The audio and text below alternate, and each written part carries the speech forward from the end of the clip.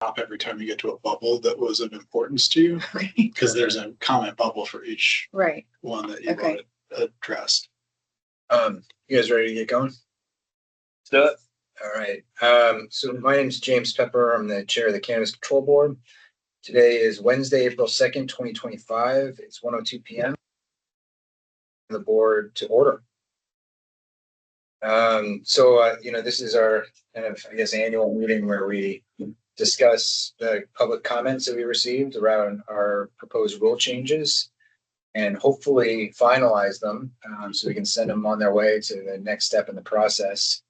But just knowing that I've been through this before, I don't know if we're going to get through them all today. Just want to set that expectation.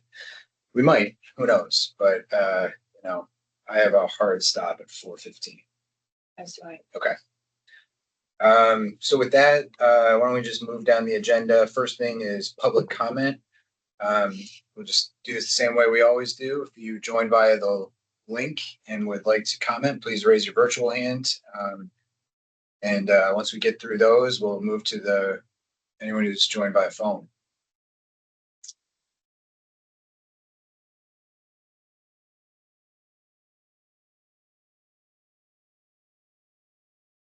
If you join by phone and would like to comment, you can unmute your phone by hitting *6.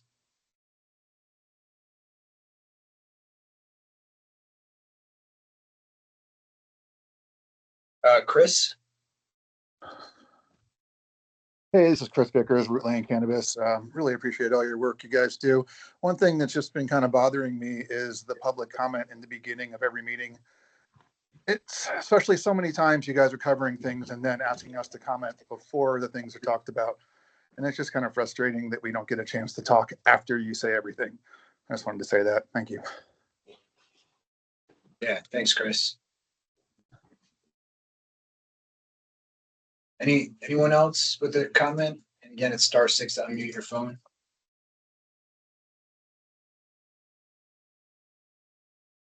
Dave?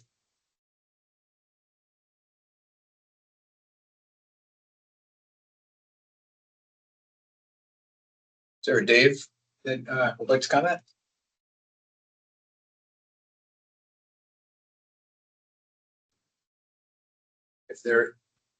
I see a hand raised from a Dave, unverified. It looks like you're unmuted, but we're not hearing you in the room, at least.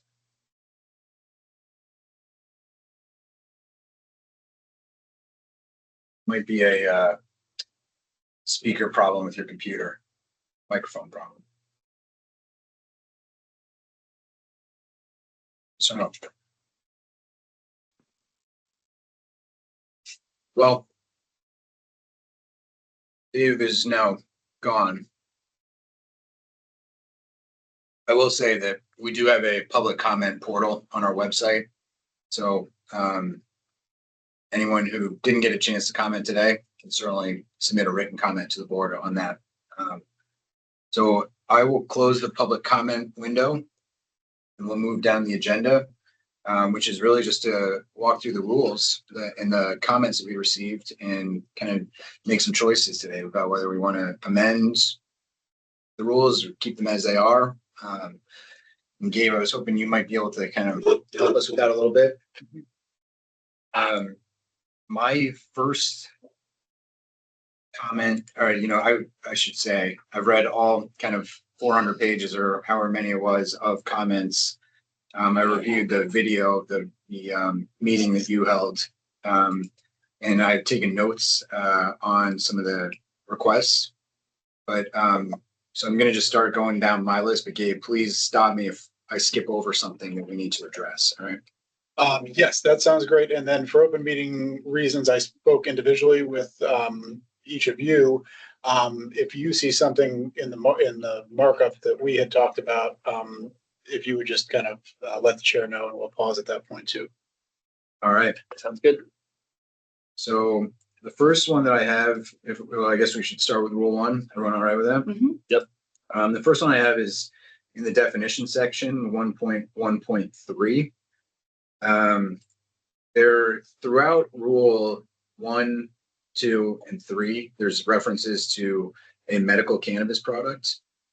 And I thought it'd be good just to have a definition there. I think we all know what that means, but I think there was some confusion. If I'm selling an adult use product to a medical patient, does that then become a medical product? No, in my view, a medical product is a cannabis product that would be prohibited on the adult use side. A medical. Yeah, medical only product. Yeah. I think that makes sense. Yeah. Okay. Yeah. My next note is on 1.3.4. But please stop me if I skipped over anything. Would you like me to broadcast my screen so people can follow the markup? or is Yeah, that sure. That create might work confusion? for us. Yeah. Sorry. Sorry.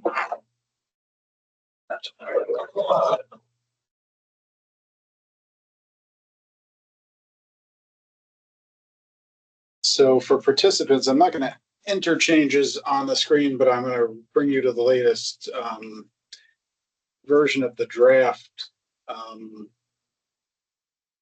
This is essentially the proposed rule, except that in a few places there was clear consensus or a clear error or technical correction needed to be made. And I've given each of you a table that, for transparency's sake, shows what was done there, and we can talk about those when we get to them. But for people looking on, this is the sort of raw material.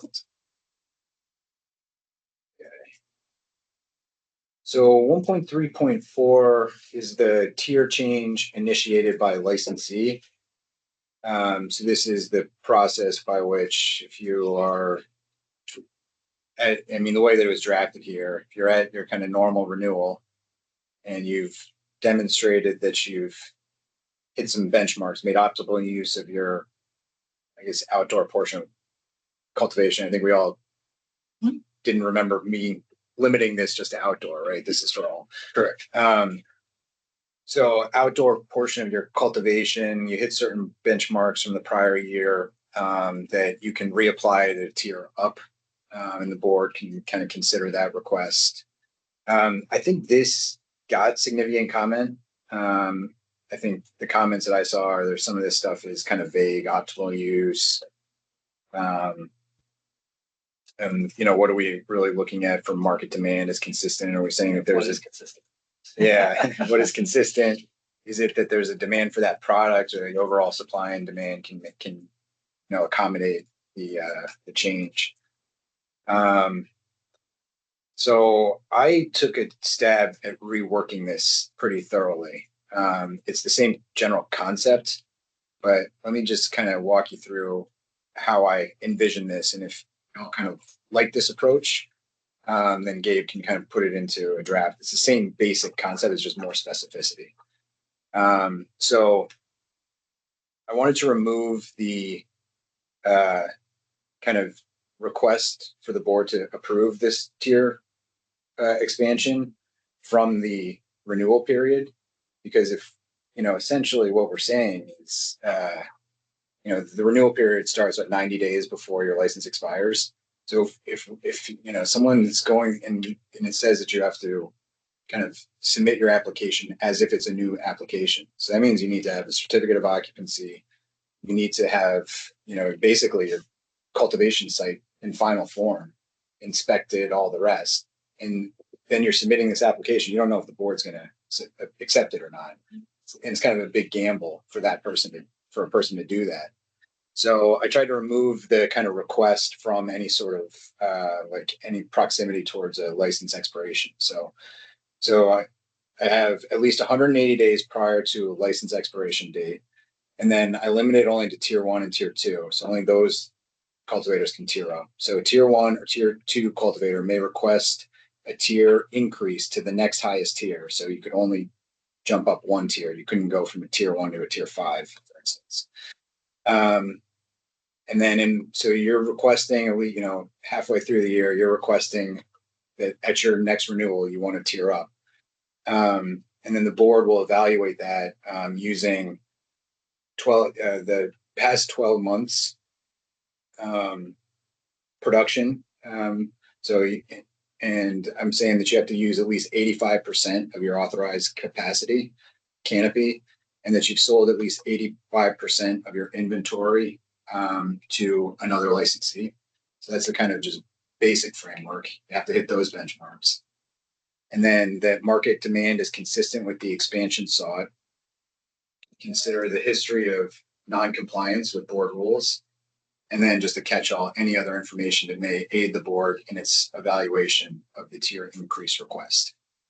So then I have as part B, if the board approves the tier increase request, the licensee shall be eligible to apply for a new application for the cultivation license at the next highest level. If you are denied, the request is not approved, the licensee may seek renewal at its existing tier. And then you're not allowed to reapply for a tier increase for at least 180 days.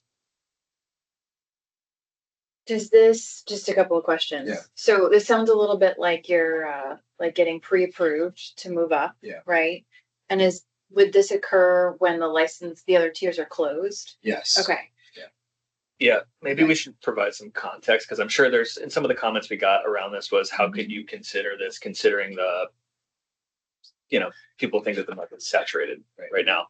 I think having this, and I think I was one of the ones that wanted to see this section initially put in for consideration and public comment. I remember when we were closing tiers, and there's some folks out there, they were like, hey, I've kind of been planning, I want to grow my business. I am successful right now. Like, what opportunities are there for my business to grow in this market, especially with how challenging it is to operate in this market with regulatory parameters notwithstanding tier closings. And so I do think, just generally table setting here, we understand the number of licensees we have and the canopy that we're operating at, and the existential threat that some feel with how much licensed canopy there is. But we want to make sure, if you're successful at doing this, especially in ag and ag adjacent businesses where you need to get bigger in order to survive, that you still have a pathway to grow your business if you are successful in doing so. That doesn't mean it's going to be easy or a guarantee. And I think that's what you're alluding to here. We want to see that you're demonstrating a number of different factors and still make sure that it fits within the contours of the supply demand modeling that we're updating as we speak. But I just thought it would be good to pause and provide some context as to the why this new section is in the rule, because there are successful small cultivators that maybe are thinking, hey, I'm good at this. I want to do better at this. How can I do better at this if there are no opportunities to grow my business? And so I thought it was prudent to stop It and allows pause. us to pull some levers, or for the industry to pull some levers if there are a number that leave the industry and people are scaling up. I think I like this plan on the surface of it. I personally am not ready to reopen cultivation windows. And I don't think I'd be comfortable approving a tier increase currently until we've done we worked with our consultants, updated our market analysis, really figured out, is there more capacity in the cultivation side? Is there not enough? What's the right balance once there's a little bit more equilibrium? So I was trying to think about, are we just going to get a ton of these requests and we just have to deny them? And then are those going to be appealed and then just have to go through? So I was actually thinking, Gabe, this might be a question for you. What if we, kind of like we can vote to close cultivation tiers or vote to open them? Mhm. Could we add in a provision to this proposal that we would have to vote to open the window for tier expansion? Like we're not going to accept any right now, so it's closed now. Mhm. I mean, it doesn't exist now, but if this were to go into effect, could we just say that the board shall give 30 days notice to vote to open, requests for tier expansion? From incumbent licensees? Yeah. You could, I guess it would require a lot of foresight on the part of your, the interested people. Right. But yeah, I think you could do that. Didn't you kind of build in a fail-safe though, in that it's like a pre-approval, right? Right. People are gonna know well in advance if they can tier up. Right. they shouldn't be investing too much before they get that approval, right? I'm just saying, like, if we have this in our rules right now, like if these rules go into effect and this is in there, I think we're immediately going to start seeing requests to tier up. And I don't know if we're going to be ready to start accepting any, like, I don't think that I would accept any request to tier up right now, currently under the current market conditions. So while I think this is an important lever, I also think that I don't think that I'm ready to start pulling that lever. So we're just going to end up, we may just end up denying everyone and then creating a whole bunch of administrative work for our staff, just denying all these. Did you include a timeline in when we have to approve it? Like, if just because we receive a request, does it mean we have to approve it within, can it, maybe this is bad. Maybe I'm saying something bad out loud, but maybe it sits there in line for a period of, not forever, but like maybe there's a long period of time that the board can make that decision. Would a window or like kind of like this first mover option of current licensees you can think about it as current licensees. If let's say we don't open a new tier, but we do open this window, you're arguably giving incumbent licensees a first mover opportunity to move into a higher tier. Would we be in any legal hot water and doing that versus a new prospective licensee that wants to jump into a tier that's closed? For the reason you're talking about, I really like the idea of which the chair talked about, of limiting it to moving from a 1 to a 2.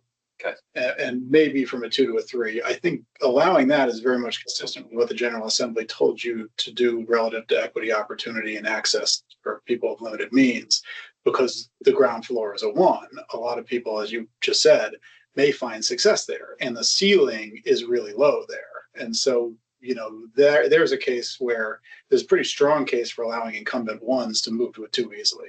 And as you move up the tiers, somebody who works their way to a 4 wants to go to a 5, then that's harder to explain. And the way you're saying it's just a gimme to incumbents. But at the low end, it makes a lot of sense. So there's a lot of appeal to what you were thinking. Allow 1 to a 2, 2 to a 3, but not others. Did the staff have any operational? Yes, they flagged a number of operational problems with what was proposed. I think this addresses their concerns, but I'm not sure. I think some of the concerns were like, let's say you get notified at 90 days to relicense and you want to move up, but then you're denied. Are you just? You have enough time to renew your existing license. Yeah. There's another question of practicality. If you, as a board, foresee never wanting to use this section for the next 2 years, don't bother putting it in, because my guess is 2 years is about the lifespan of these rules. So, one way to avoid having procedural trouble and mechanical trouble administering a section is not to write it. So if you're looking ahead for 24 months saying there's never going to be one we'd entertain, then there's a lot to recommend just getting it out. Do you foresee this as a problem that needs to be solved now? Well, my only concern is the one that you raised, which is we may see a tremendous amount of license relinquishments. Yeah. And then that will force us to either allow the existing cultivators to meet that demand, which they may not be able to, right, or we have to reopen licensing. And we may not want to do that either, because we don't know how many people rush to the gates. So this is a way to, this would be kind of a backdoor, not backdoor, it's just a more dynamic ability to increase supply if needed. Right. And it's hard to know what's going to happen within 2 years. It's just really hard to know. That's why I was trying to ask, like, could we trigger this, keep this in here, but it's only triggered by a vote of the board, as in the opening of an acceptance period for tier expansion requests would only be open if the board decides that we're ready to kind of open it. Seems like a solution. Okay. Yeah, so it's presumptively closed. If you give 30 days public notice or something, we vote to open this, then we will allow people to request. And they have to request it at 90 days from their renewal. That was. I part of said the- 180 days prior to the expiration date, Okay. because then they have enough, warning. Yeah, To get their ducks in a row to make the Yeah. request. I think reserving that voting authority is like threading the needle between helping small businesses grow, but not, seeing the negative effects of too much canopy. if they are more than 180 days, they can't apply tier up. I'm just thinking that there Yeah. could be a timing issue. that I we know, end up it dealing could with. be.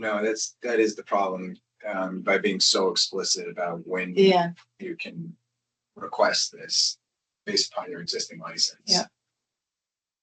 So maybe that part needs to be fixed. Can we be more general there and then just develop some guidance around? Not to kick it to guidance, I hate that, but So I can take, kicking up guidance is often the right thing to do. I mean, as long as it's genuinely expanding on the rule and not making a new one. sure. I think I've got enough here that I can come back to you with something that. Okay. um, At least puts in black and white, I think, where you guys are coming down. And will give us discretion to leave it closed entirely.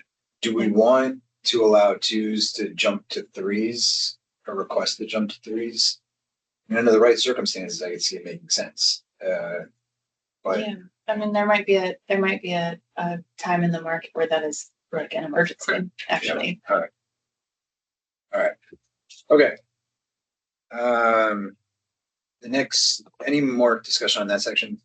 That's enough, No. a good Alright. kind of reeling in the intent of the proposal. All right. Then, okay, did we miss anything there from the public comments? I think we reworked it so thoroughly. I don't know if. Yeah, I think we at least between the comments and your discussion today, I think we've got enough direction that I can at least redraft it and come back to you with something. Did want to acknowledge there was a public comment about 135 Yeah. from somebody who pointed out quite perceptively, hey, your business, you might just have a bad year. You might be Right. not. And we thought about that a lot because this is a permissive and discretionary. Right. The board would never be forced to Relegate. undertake a relegation in a circumstance where it was patently unfair or resulted from obvious business reasons.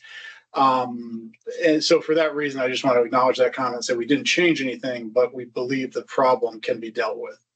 I agree. And, anytime you're growing anything, there's good years and there's bad years. And I think we understand this is not a linear type of growth. So that one, would take her point, but that would really be invoked by the board only in case of really deliberate underutilization. Is 65% the right number? I always wanted it to be 50%, Yeah, because that is essentially, I mean, with the exception of between 1 and 2, they're all kind of just double. I mean, I guess between 5 and 4. they're not it's that double. even. Yeah. Yeah. All right. So, but I always thought that kind of 50% kind of brings you down a tier. 65, you might be in the position of, It might be your first 3 years of business, right? I would suggest changing that to 50%. I think 50 makes more sense. Yeah. Or I think really what we're trying to manage is if somebody is at a tier, has a tier 5 and is operating at a tier 2, we want them to be categorized as the tier that they actually are.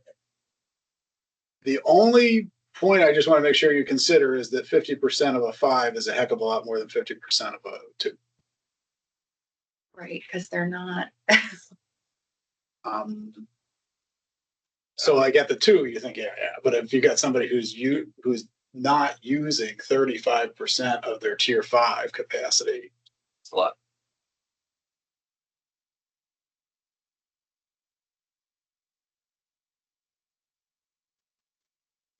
I didn't mean to complicate them. Yeah, I'm just saying. I think I'm fine with 50% Okay, there.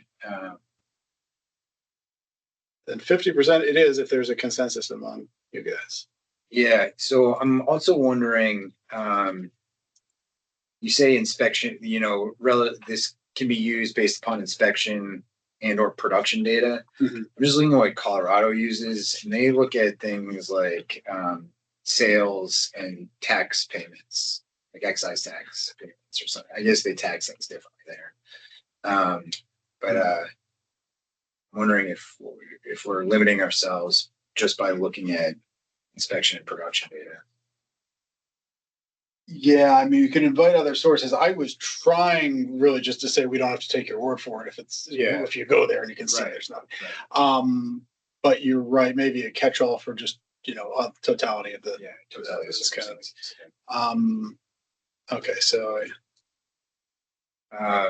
The other question I had about this section. Well, first of all, in this section, you say in the preceding year. And I feel like what we're really talking about is in the preceding, the prior licensing period. yes, I think that's a good correction. And the other question I had, just to be clear on this would be an appealable decision, of course, by the board to relegate something. Yes, I think it would certainly be adverse to the interest of their license and they could, appeal the final order. And then the last thing on this, which I think is implicit here, but just want to be clear, that maybe we should just be clear in 1.18 that we're not going to relegate tier ones down to nothing. We're not going to take away. Yes, Right. licenses. yes. And so this would be one of these small cultivator exemptions in 1.18. Sure. Really good to enumerate there. 50% math works a lot better than 65.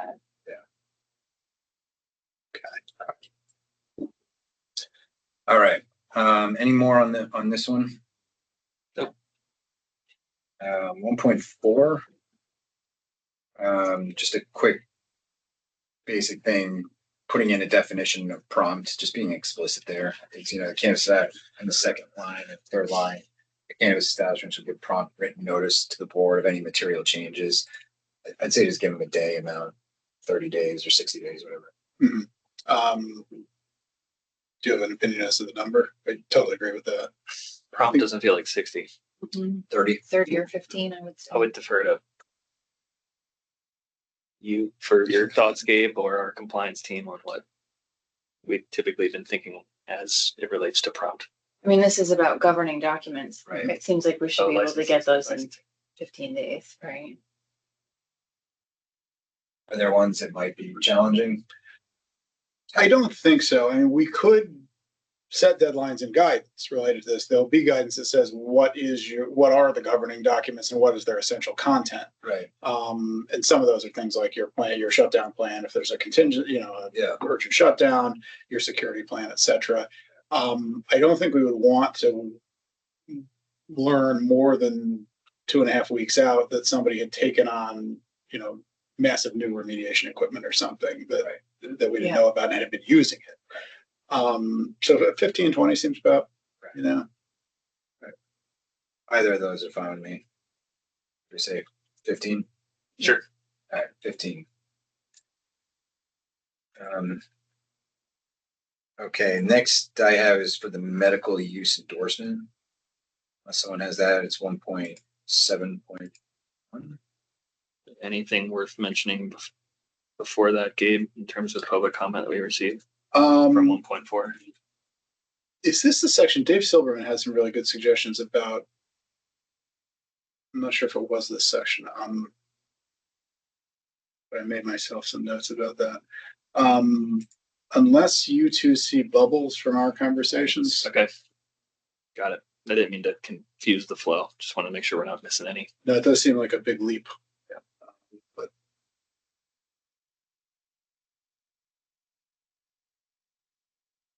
So one of the things that's required here, well, I guess I'm just going to start by saying that I think we should add a requirement that anyone seeking this must be in good standing with the board. I think that's just an oversight. Mm-hmm. And I think we also should add, I think that we have this inherently, but I think we should just add that maybe we don't have this inherently, or maybe it's obvious that we do, is that we can deny one of these applications, Mhm. based upon compliance history. Yes, so. 1.7.1 is that really?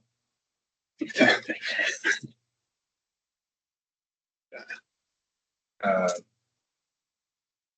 And I'm curious about, how you guys feel about, this might be a Rule 4 problem, but someone who's a retailer who might have picked up a violation on the medical side of things, but their underlying retail license is compliant. Do we want to have an ability to revoke a medical use endorsement and maybe not the underlying retail license? Or does a violation of a medical use endorsement implicate your, It seems like a Rule 4 problem because I think it depends, yeah, right? Yeah, On the I think severity of the violation. right. I think having that availability though is important to make that distinction. We want to have the ability to revoke a medical use endorsement as part of a Rule 4 action. I think so. So we'd be talking about sort of treat it as its distinct object from the license, you Yeah. know, as a separate license that can be acted on or conditioned or revoked. That does make a lot of sense if you had in theory, you could have the simplest one would be, tax fraud relative to what is medical. You would just say you can't be that anymore, but you may be able to continue your business. So that makes a lot of sense to me. And So I think that's probably a Rule 4 question though. I just wanted to Flag it.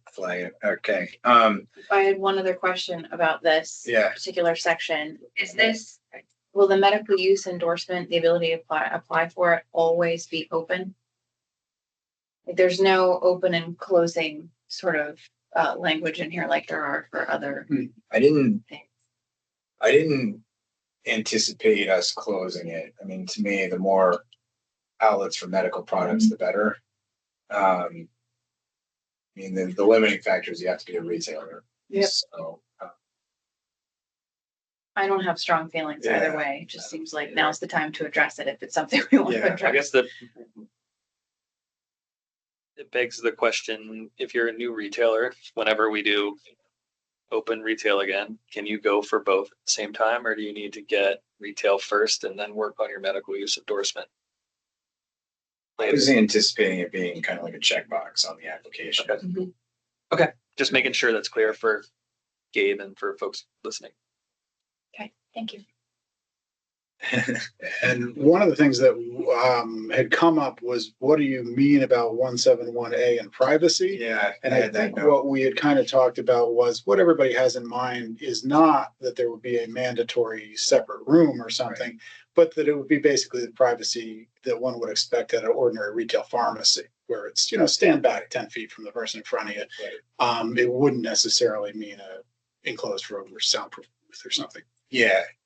And I did want I have it on my list to talk about privacy here. I mean, I was also picturing, in addition to that a person could request privacy if they need to. Totally. As in like you could call in advance and say, listen, like I'm a law enforcement officer. I can't be known that I'm smoking weed. You're like an 85-year-old cancer patient, and Or the stigma 85. still exists for you. And Yeah. I would like to come in at a the adult use, medically endorsed retailer would need to be able to accommodate that somehow. And, I think that could be through specialty hours or for medical patients, just like during COVID when, I got turned away at Target. I was Yeah. trying to purchase You could just something say, during yeah. hours that I had no idea about. So Yeah. But I guess the question is, based on what you're saying, does that mean each retailer has to accommodate each individual customer's request? Or do they have to set up a certain standard, like this is what we can offer? Right. Like we Yes. will There needs offer to early be hours. some way Yeah. that there needs to be some method if they get a person requesting privacy, because what they did in the medical dispensaries is they had a mandatory reservation system. Mhm. You couldn't never pop in. You had to set up, and at one point only allowed one person at a time. So I don't want to go that route. Initially, yeah. not more recently, Was that? not more recently. you could And more just go- recently they allowed, Yeah. yes. But so either specialty hours, either curbside, so a person's coming to you, you could do a delivery. Delivery is not mandated by this, but it's allowed. You could just do a reservation system, like someone says, I can come by at 6 o'clock, they're Yeah. closed or something, or you can come by at 6 o'clock, otherwise closed. I think with what's written on the paper and the added language and what we've discussed here about it kind of feeling like a retail pharmacy, hopefully that's enough in role for folks when they submit a plan around privacy to have a good starting point on how they want to consider patient privacy. Because I've always thought of this as like a choose your own adventure type model. You know what I mean? But you've still got to check these boxes, and we'll have an opportunity when that plan's submitted to be like, this passes 1.7.1 A. But I mean, what you're suggesting is still more privacy than you get at a pharmacy. The thing about a In pharmacy reality. is you could be getting antibiotic, you could be getting things that don't carry the stigma of cannabis. you know. Right, but it's still not, I mean, you still, they'll confirm your medications sometimes out loud. Right, yeah. So it's still more, what we're offering is still more privacy than you get Yes. at a pharmacy. I think One, what we don't necessarily cut you off, Gabe. One final thought. I think what we are not asking or signaling to folks that are retailers and interested in this is that you've got to construct some new part of your building or go through Act 250 or do these big expensive tweaks to your footprint in order to accommodate the medical use endorsement. I think that much I hope is clear, and we can continue to think about what privacy means in this context, but for the folks listening. that's, I think at least one of you had pointed out, that can often be a point of just beneficial competition. Some people may want to offer that to their customers, and they'd be more attractive to privacy sensitive customers.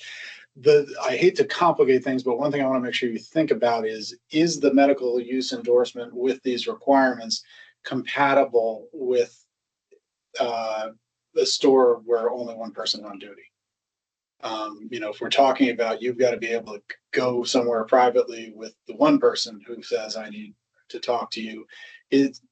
Should that only be allowed to occur in the context of multiple people on duty?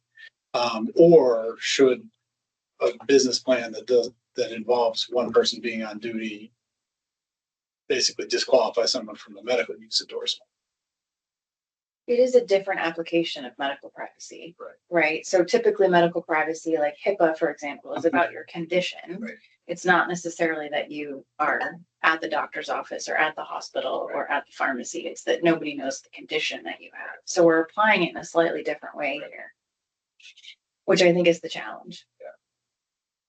I think to Gabe's point, and I don't want to conflate business with the medical cannabis endorsement or medical use endorsement, but if there are going to be certain business decisions you're going to need to make to accommodate medical use endorsement. I don't think that a plan where there's one person behind a counter and they've got to leave to go talk to this person and nobody else is maintaining effective control over the store, that doesn't sound like something that I would be comfortable with. But in your plan, maybe you no longer, if you're going to do this, even if you're only doing it at certain hours, right? Like you need to have another person in the store or something along those lines. I don't know if that needs, are you suggesting we got to talk about this in the context of the rule, or would that be something we could do? I'm assuming we're going to create more guidance or material for folks to kind of read and interpret and digest what medical use endorsement is. Is that something that we can dig further into there? Yeah, we could do it in either location. You would want to do it in this location if you saw some characteristic as totally disqualifying for the endorsement. You would want to do it probably in the security section or the security rules in Rule 2. Yeah. If you see it as more just the basic principle that you shouldn't be catering to medical patients or offering curbside if you have only one person on duty. The concern I have about offering or requiring businesses to offer like this sort of extended privacy is that it'll interrupt the goal, right? So the goal is that more people have access to medical cannabis at parts of the state where it's not accessible now. And I would imagine I don't have any data for this, but I would imagine that the smallest stores that operate with the leanest staff are gonna be in the most rural areas. Yeah, true. So I think that's where I'm worried about this. I'm worried about standing in our own way. Yeah, right. Well, to me, this can be accommodated by a reservation system. I will know people's staffing, their organizational charts when they apply, right? The retailers, as part of their government documents. Yeah, I was kind of having a similar thought that we can maybe just lay off the specifics and appeal to the security plan Right. that now Yeah. has to be updated continuously and give you guys discretion to say, just that's not an acceptable security plan because of your, so maybe I think you've talked me into leaving this alone. All right. I did have Sorry. some specifics here, though. Okay. In talking with the tax department, I think it would be preferable for them that a retailer utilize a point of sale system, electronic point of sale system that's capable of distinguishing between medical only and adult use products. They run into this quite a bit with agricultural inputs and in tax exemptions, and it's kind of a nightmare for them. I think a lot of the cannabis POSs have the ability to toggle I think between the two. Flow Hub and Dutchie definitely do. Yeah. So Most general POS systems can do that. Yeah. Okay, so I think that should be here in the rule that it has to be an electronic point of sale system that's capable of distinguishing those two products. And then on E, I wasn't necessarily thinking that we need to mandate curbside for anyone. And I say that because we're trying to make this somewhat accessible for retailers to add this functionality. It's adding a service, it's more money from a licensing point of view. And it's, there's not a huge customer base on the medical side. So requiring curbside. How are you gonna do curbside in like downtown Burlington? Yeah. Yeah, I mean, I think that what the way that I kind of redrafted that piece was, and this is not great, but procedures to ensure access to products by disabled and minor patients without entering the store. Because I think that there are ways to accommodate. I think that, Yeah, and then curbside could be one of your options, Yeah, either sorry, for or patient something like that. privacy or, Right. yeah. I like that tweak.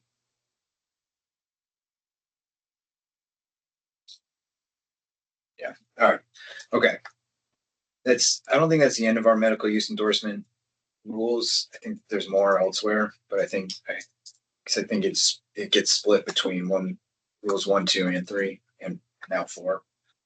I don't know why it's not here. It may be elsewhere, but there was a requirement that any employee who's engaging with a registered patient needs to have an enhanced training.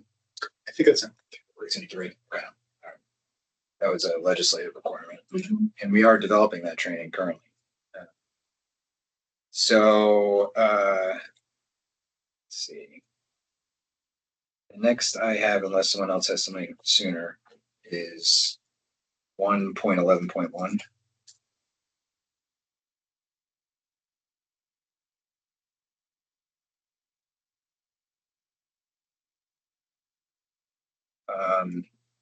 Okay. So this is just, I think broadening the types of information that we can look at to determine eligibility for a license. The one thing that, raised a red flag for me, just having, looked at these things quite a bit, is it seems like that second sentence, however, a board may find that an applicant who control is ineligible to obtain or continue to hold a license or identification card if the person's criminal, civil, or administrative history includes in the list of things it includes. What that doesn't talk about are like unethical or devious business practices, things that are outside formal criminal, civil, or administrative histories. And I'm wondering if that's something that we should be allowed to consider.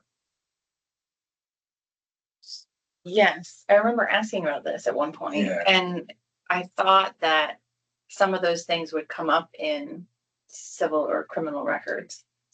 Some would, yes, like embezzlement, tax for example, evasion, yeah. embezzlement, but some just might not, you know, just like people that stiff other businesses or whatever, that just don't, like, there's no, like the business is bankrupt, so there's no recourse against that, you know, it may just something that we So know, we would be able to use that we'd be able on to use, licensure for folks too.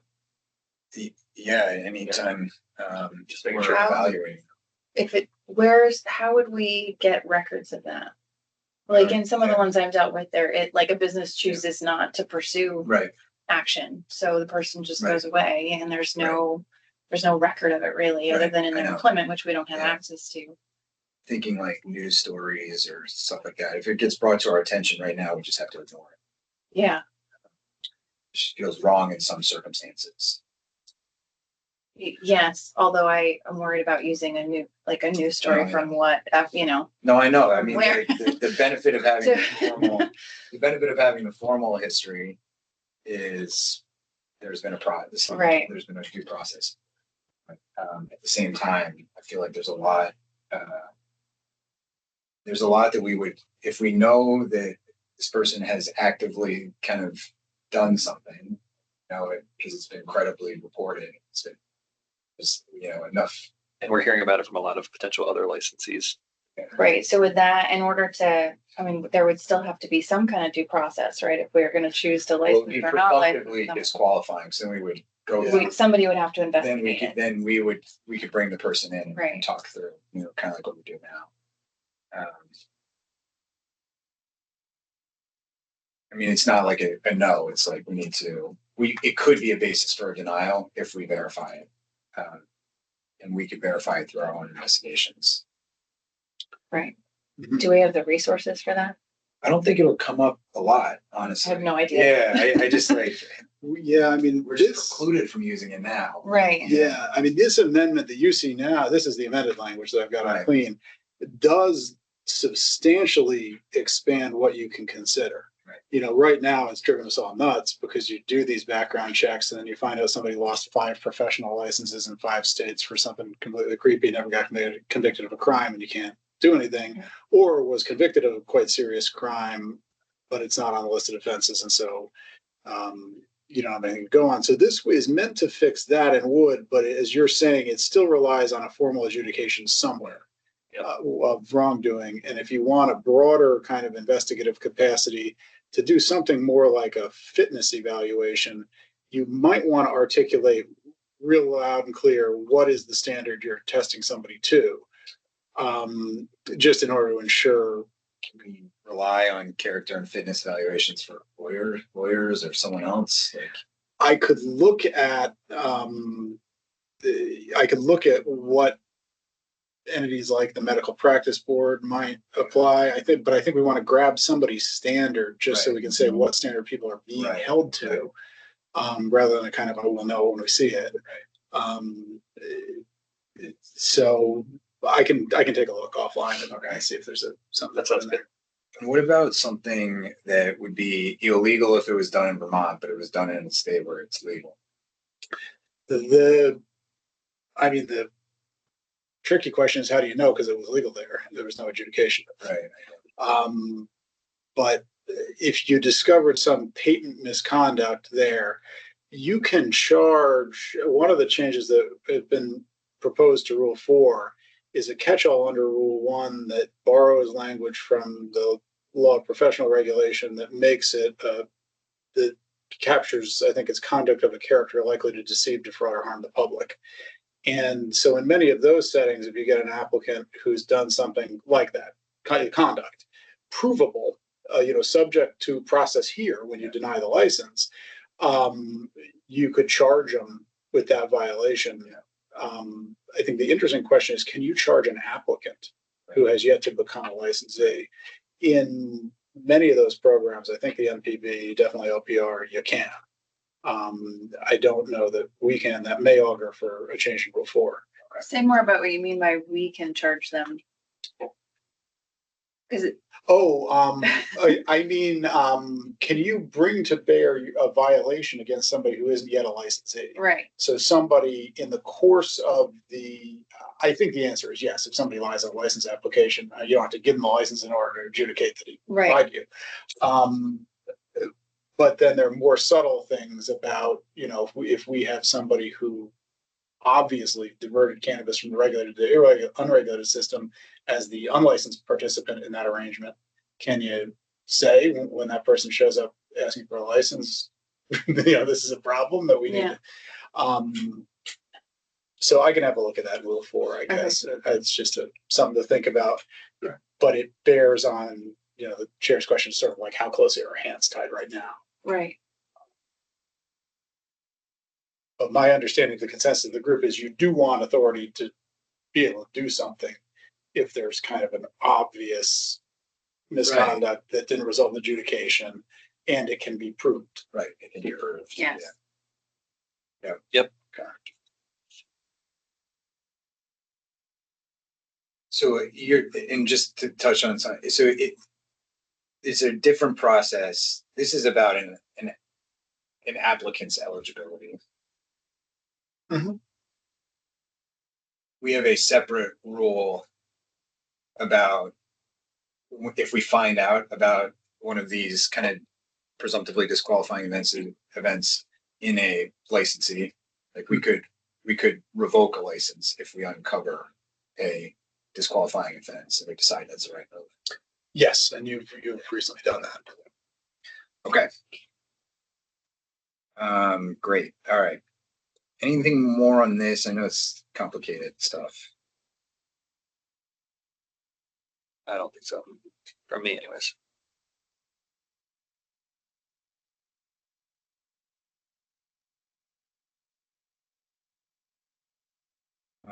Okay. I had a note about combining 1.1, 1.11.1 and 1.11.2. Can't remember why I wanted to do that though. Well, that would make sense. Mhm. And probably the next one, well, maybe not, maybe 1.11.3 is still Okay. because that 0.2, right, Yeah. flows directly from Right. 0.1. Exactly. Sure. Yeah. Okay. Thrilling part of the Great. conversation. Yes. Okay, yeah, I mean, it was, I think in the prior iteration, 1.11.1 was the, it's okay if you had some Right. drug involvements. And now we're kind of past that and Yeah, it's still okay, but I get you. Different phase of the Basically, we've got two lists of stuff you can't do. Okay. Okay. All right. Next is one, for me at least, is 1.15.3. Stop it. Mhm. 3. What do you say? 153. Yeah. Yep. Let's see what I had.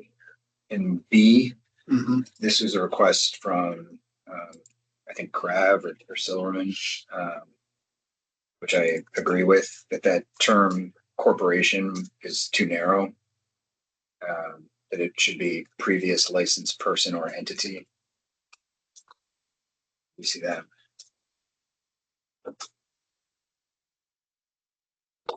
Oh, did you just fall asleep? No. Just tip it over. I recall discussing also concern that the language around extinguishing rights is too broad in the unlikely case of somebody who retains another kind of license. Right. Yep. And that would be right. Exactly. So the suggestion there, which I find favorable, would be to add the words under the terminated license after the words in any form.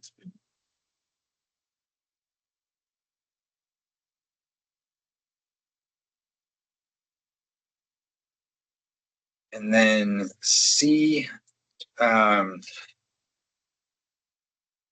feel like this gives the impression that we're only allowed to give notice to law enforcement under this circumstance. Which I think anytime we notice a crime occurring, we have the right. It's not just this. Sure.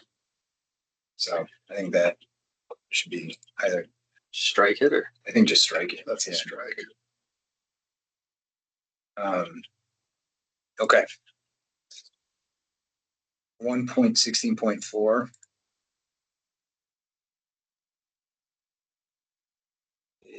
Is. See what I have here. I'm looking at B. My question is, do we want to know about arrests or civil orders in addition to convictions? I think they may be covered by B little I or little one there. If it Okay, links yeah, back. okay, right, yep, that's right, sorry. Okay. All right, and then do we want to add the word promptly or have a number of days by which they need to report to us? Yeah, I mean, if we're gonna go to the trouble of defining promptly, we might as well get something out of it. All right, so 15 days. Is everything we're asking for attainable within 15 days? I can't find the section that you're, Sorry, 1.16.4. And I guess it's actually now A. So Oh, okay. Find it to the bottom of 32. Yep, I see it now. Yeah, as long as everything, I don't know how long it takes to obtain those records, so as long as you can obtain it. Okay. 1.17 C, unless someone has anything. Okay, so this is like the sticky issue here. And I feel two ways about it, probably more. So this is about change of location of an existing business, including a retail. And what I foresee happening potentially is a major metropolitan center in Vermont opts into retail. And while we have a moratorium on issuing new licenses, we may see a race to that location amongst the incumbent retailers. And we may recreate the exact thing that the legislature and everyone else doesn't want us to do, which is another area of density. And this would be inadvertent. A different town. A different town, yeah, because you Yeah. can see how, you could get even different than even more than the situation in Burlington, because no one would know that the other people are asking for that change. So you might get 30 people all trying to set up shop in South Burlington. And no one would know that the other people are doing it, and we may create a new saturation area. So We can't like prioritize them as like a first in time thing either. we could do first in time. I was trying to figure out how to deal with this. Like, could just cap the number of change of location requests that we're willing to entertain for when a new town opens up. I mean, essentially, my question is, do we want to bring in what we did on retail siting to change of location or some modified version of that based on the comments we received, so that we're not creating a new saturated area if a town opts in? So that's the one side, is we try and do something and rule around change of location to make sure that we don't create a new saturation area. Or alternatively, we just are very conversant with the towns that are thinking about opting in to say, by the way, before this vote happens, you may want to put in some zoning ordinances over cannabis retail shops so that this can look like how you want it to look. I feel like the towns have all of the authority they need right now over zoning, time, place, manner restriction, zoning, whatever else. They just didn't use them in time. Some did, Some did. yeah. Yeah. Or they weren't sure Right. what They they weren't sure. should do Yeah. or what it would look like Right. or how many, Right. you don't think this would be an issue in towns without zoning, It could the be. small towns? I mean, so that's where I'm at here is, do we either create some scheme for narrowing the number of change of location requests that will be permitted if a new town opts in? Or do we just want to kind of let the free market take care of this and be in touch with the towns before they opt in, that they should really think about zoning.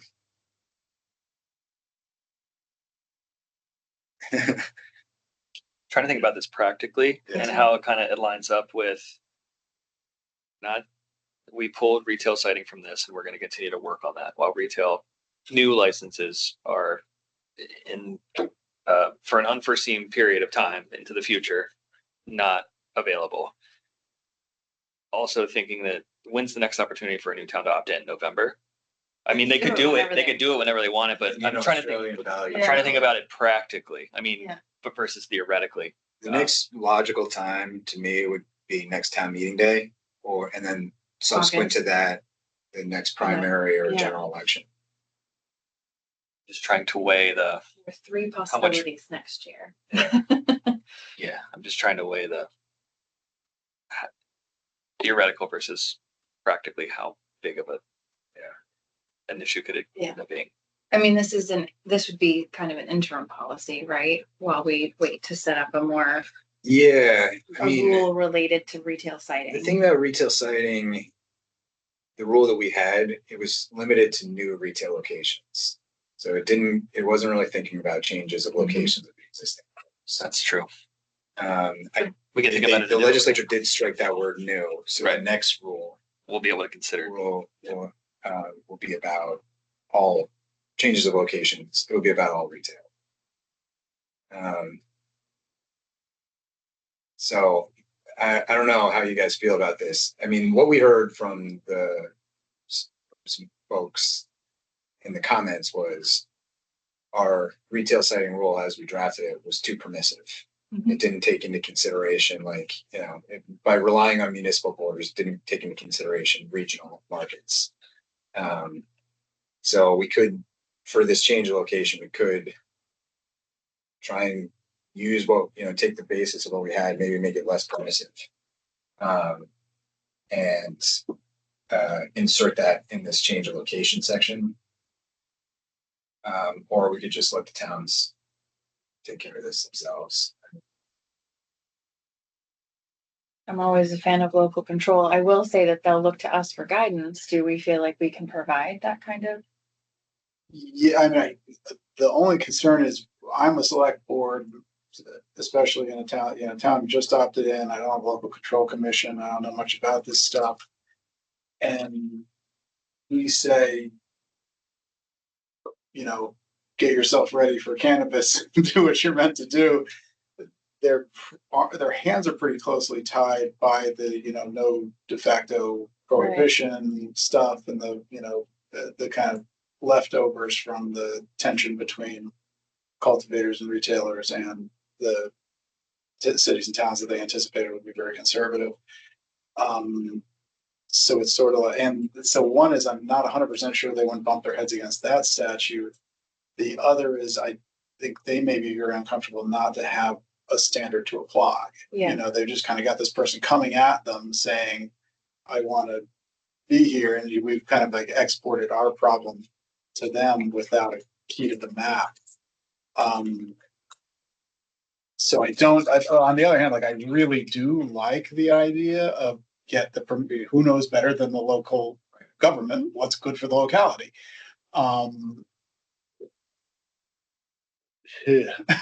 So,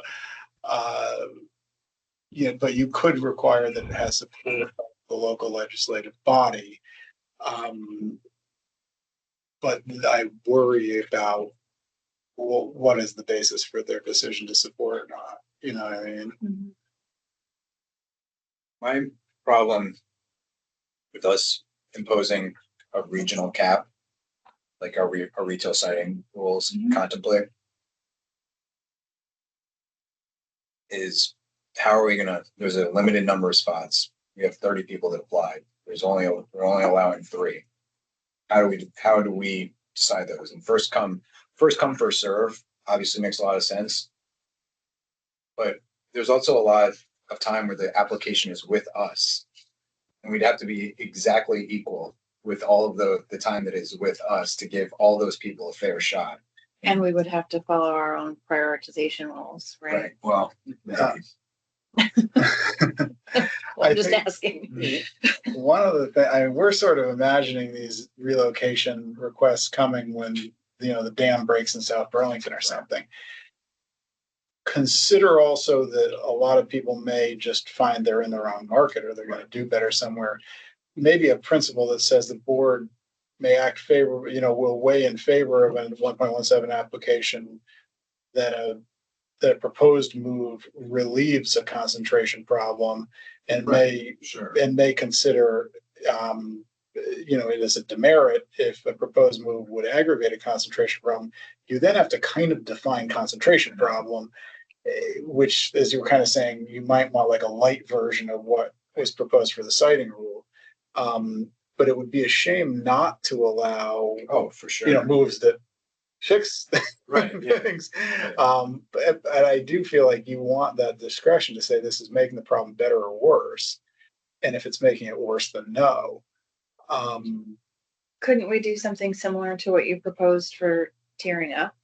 Where somebody has to get some sort of I mean, if we're gonna approve someone to move, we want them to be in good standing, right?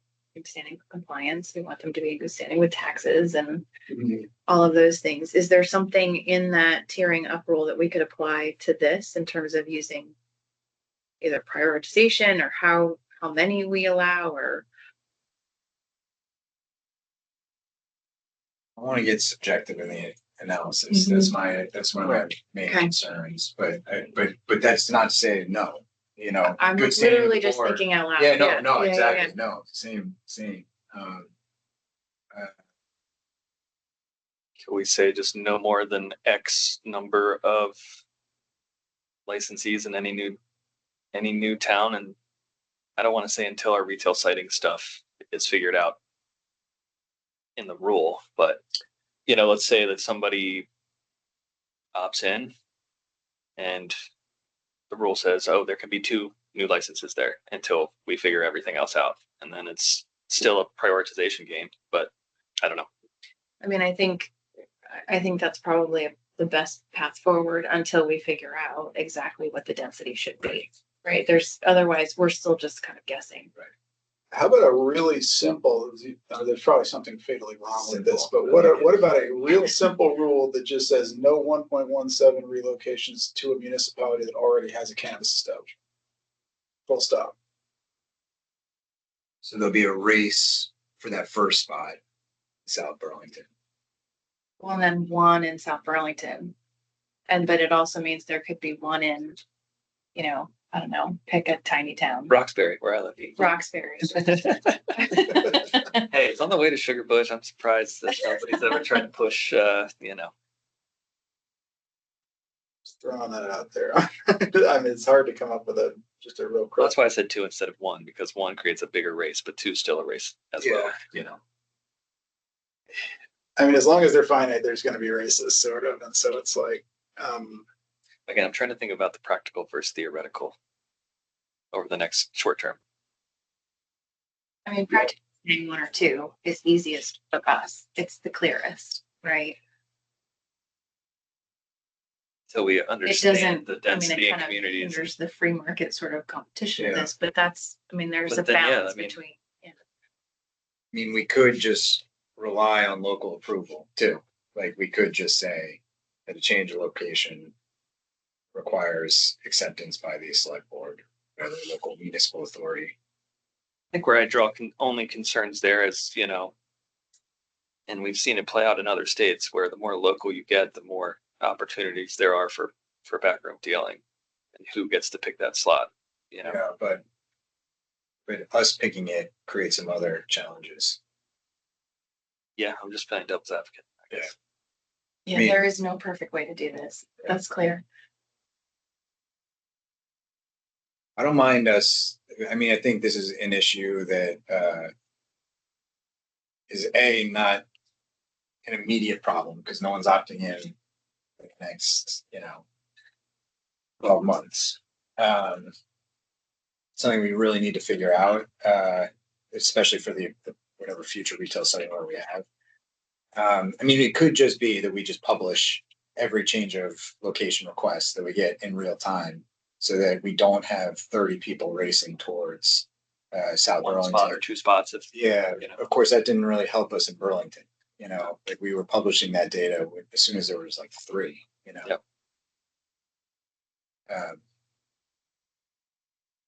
So, I mean, we could just do the kind of either municipal or regional caps, like in our original retail siting rule, and then just have very clear timestamps, very set amounts of time, and like we just, you know, we send our incomplete letters at the, you know, at set intervals, like, you know, so we're not in the situation where, you know, we have an acceptance period for change of location requests, collect all the change of location requests. We evaluate all of them for incompleteness. We send all those letters at the exact same time. And then it's just, it really is a race to see. Like who an can fill them. RFP.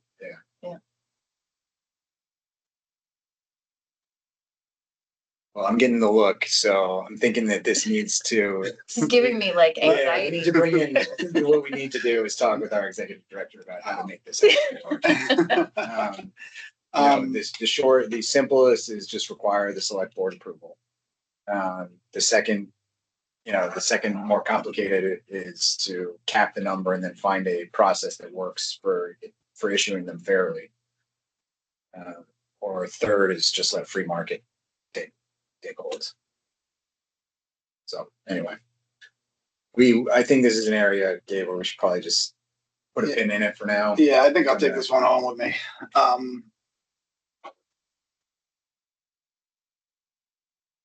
That's all I had on rule 1, though. So are we ready to move on to rule 2? Is there anyone, other than just adding the waiver protection, waiver for tier 1, Gabe, I just make sure you recorded that. the waiver of Tier relegation. Oh, that's how we're dealing with tier relegation. Yeah, okay. It's And this one needs 1.3.5. Okay.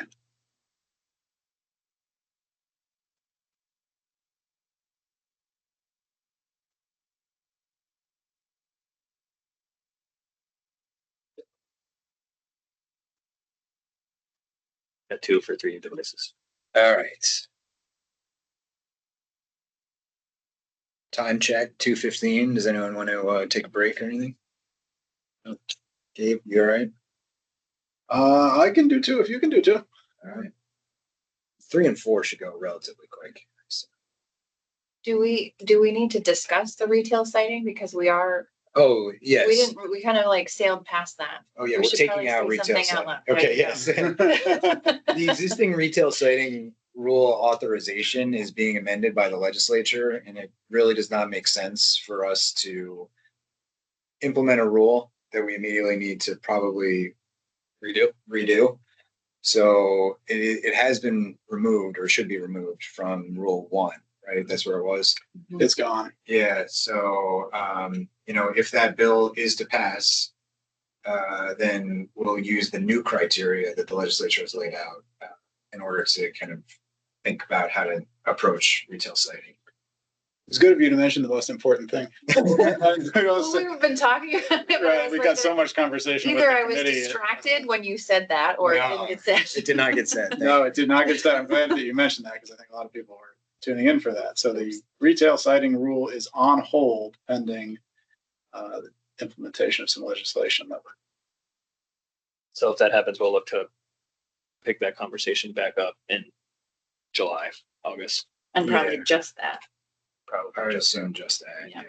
Unless we want to table this change of location conversation till then as well. Well, I mean, maybe because I the know. two Parts of it are make sense. tied together, I know. yeah. All right. Rule 2.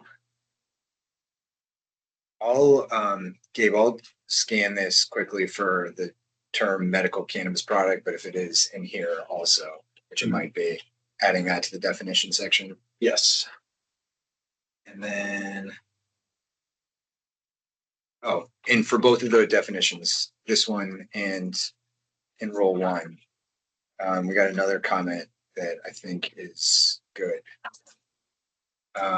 So adding to the business records, Mhm.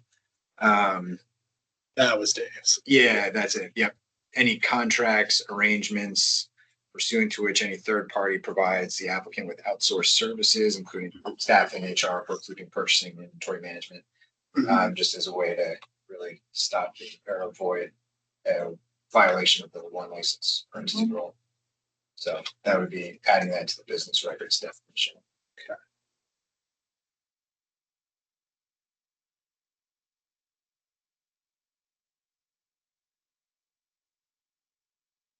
Two point two point seven is my first.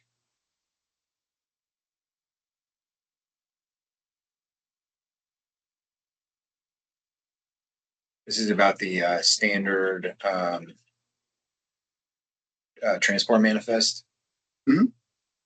And some of the comments were just that, hey, my point of sale system or my inventory tracking system generates these things automatically. Wouldn't that be better than me having to handwrite in a form and maybe make mistakes? And I'm sympathetic to that. So I think the flip side of that is I've heard stories about people doing them on like the back of a pizza box. right. And sorry, but also is it more efficient for our compliance team to be able to look at a manifest, see that it's filled out and know that it's the correct information And for law enforcement for that matter. also? Yes. Yeah. I mean, I said I am sympathetic to it. And I stand by that. That you guys pointed out the downsides. So this is one where I think I might have a prefab fix for you, based on Tito Burns' comment at the hearing. Yeah. Which, he basically said, we put a lot of time into getting a really good one of these. It hits all the marks. Then the proposal is already locked in the black and white because I assumed it would be popular. So in what I told Tito would be the solution. Keep it the way it is. Say you've got to do it on our approved form. However, you can get your form approved. And that way he can submit his. We say, okay, this is credible. It hits all the notes. For the vast majority of licensees, I think they'll want the form. It'd be easier. And is there a way, something that they'll have to put on that form to show that it's approved for law enforcement and for compliance?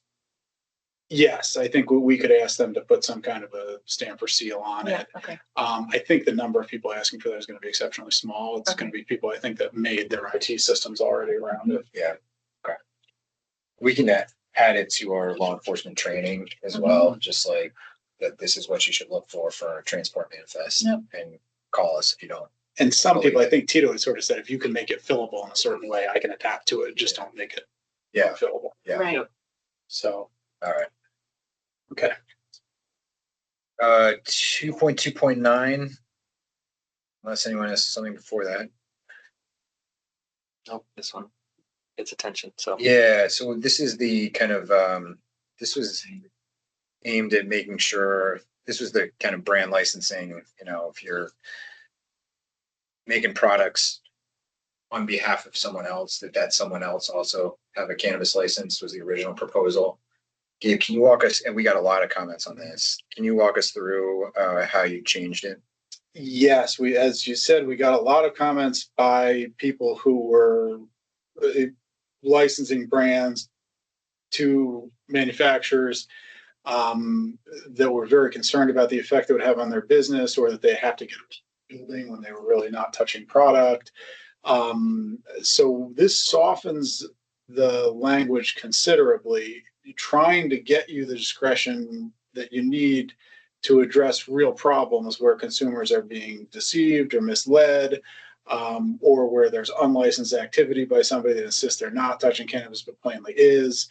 And so what we have now is that the packaging must be free of brand names that facilitate unlicensed activity, tend to frustrate the purposes of Section 901 D3A. That's the anti-franchising statute. Or tend to deceive consumers as to the source of the cannabis or cannabis products. To unpack that for you, facilitating unlicensed activity is what we already talked about. Tending to frustrate the one license rule means, in concept, a very popular brand that isn't licensed could become the 100% customer of multiple cultivators.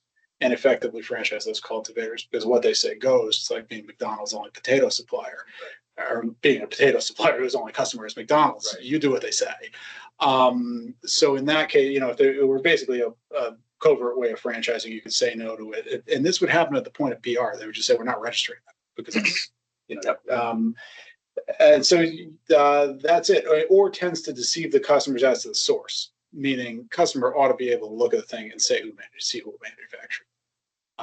And that's the idea. So that would the hope is we take out some of the more egregious stuff without doing real damage to people that are not causing a problem for the marketplace. Right.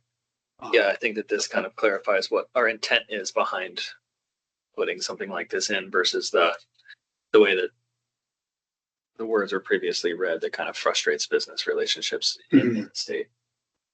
So in the scenario I'm about to say, what would you say to this? So cannabis brand XYZ, not a licensing in Vermont. Mhm. Runs a Super Bowl ad with, their products that they have production agreements with Vermont licensees, and say, by the way, you can find them at these 10 stores. You can find these products at these 10 stores in Vermont. Mhm. What would be the recourse? Could we suspend those product registrations for one? I think we could. We may want to say it out loud, although I think it's the existing state of the law and the regulation that you could. The deal here is that every Vermont retailer has control of its own identity and can sue somebody for using it without their permission. And so when you see that ad, they're on board with it, or else it's for them to take up getting a remedy for it. So I think you could and would want to be able to immediately pull those things off the shelves and charge an advertising violation against the person who was promoted. They're going to do this and say we had no idea, we didn't promote it. So it may be more fair to say out loud, if you use a brand that's not your own, you are responsible for, and your product may be recalled if it's promoted outside the borders of Vermont or within the borders of Vermont in a manner that wouldn't be allowed for an ordinary licensee. I think we got some comments that were willing to accept that responsibility. Yes, I remember. That's exactly right. I think everybody said that's what's worth it to us. We'll take that chance. It does mean, though, that if you do it, you're taking that risk. Saying it out loud in a way we don't yet would be more fair. Okay. I think it's the state of things now, but I think we want to say, Probably make wouldn't sure. be in this section, right? It would probably be in the. We might want to because it's such an obscure issue, we might want to put it where it belongs in 4, but cross-reference it here. Okay. Okay. So thank you for bringing that up. I think that's a.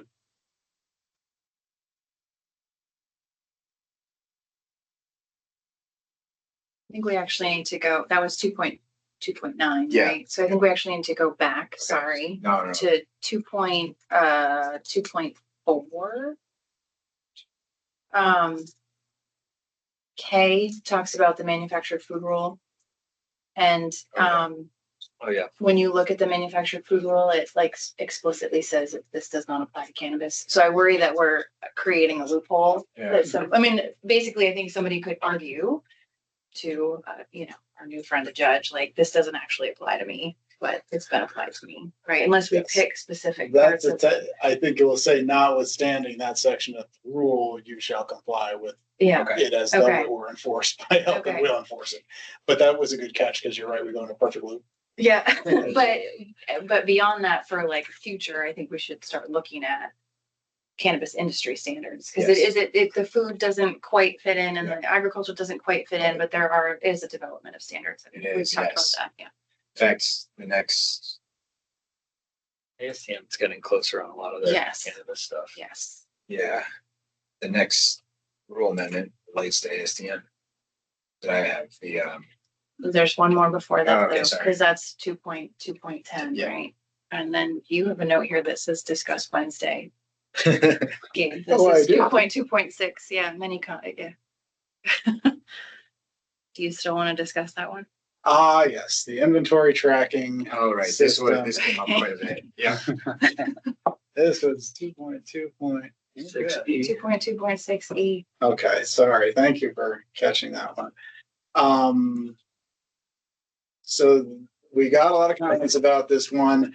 It has been a problem for us that people that really are not appropriately in control of, in concept, the person entering the stuff into the inventory tracking system should be the person that transfers it, and not a lot of other people should be in there. So we wanted to make clear that only actively licensed cannabis establishments, and there's no credential sharing. The credential sharing, I think, is the most important thing to put down. I mean, that's just taking your credentials and giving them to somebody else. It creates a huge security problem and an accountability problem. But I think there's worry about, I want to let my accountant or my bookkeeper in there. That person isn't a licensee. So we have this line about, if you want to grant access to a contractor, just get our written authorization, tell us who it is and why, and we'll give you a written authorization. Or you could import the provisions from your rule on who may enter a cannabis establishment, because there's a pretty good section there about, your accountant, your lawyer, yes, they can go inside, the plumber can go inside. You could apply a very similar but not identical principle here. Or you could rely on that last sentence and say, sure, we'll just have to approve these on an ad hoc basis if you have somebody. So the employee ID is not necessarily tied to an employer. Could we require anyone who is in the inventory, or maybe we already do, that they have to have an employee ID, that they have been background checked? And it could be very cumbersome vis-a-vis like the account or the bookkeeper. I mean, if you ask an accountant, well, can you go get your card for that? He's going to say, get another accountant. I don't know if that's true. No, I don't know. Why not? It would expand your business. I mean, I don't know, but if I were offering HR consulting businesses, I would just go get my card for, what is it, $50? Yeah, I mean, there are certain problems. Like when I actually had represented the Board of Public Accountancy, who had to adopt a rule specifying that it was not unauthorized conduct for an accountant to provide accountancy services to a cannabis. That's how buttoned up those guys are, and so there are, and I think it might frustrate some business relationships if we. It could make it very difficult for people to get certain professional services. I think. I mean, I'm guessing. I could be wrong, but I'd be nervous about that. I think definitely it would make the accountants run the other way. Okay. I think some are like using out of state folks too. Not that they Well, can't. that would be a different challenge, yes. But I mean, I can see the benefit of making sure that those people are in our system. I mean, if they have access to inventory tracking and they have access to all kinds of proprietary information and, cannabis coming in and out of the system and stuff like that. But I mean, there's a school of thought that just says this sentence is good enough and that'll cover it. Yeah. Administratively, Olga, do you care? Getting written authorization or just having a blanket set of people that are allowed? I won't talk to the team. I think they were the ones who flagged this issue. So before we sign out, let me come to. Okay. Mike. Okay. I'm fine with either of those approaches or both. Set of people that are presumptively authorized and add more. Oh, maybe, yeah, that would shorten the list that we keep, just a blanket clearance for the kind of obvious stuff. Because you're right, I mean, I can imagine the growing spreadsheet and who's going to update it. Okay.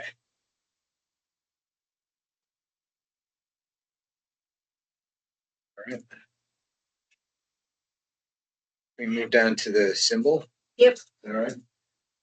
Can you just for the sake of all of us being on the same page, explain where that symbol came from?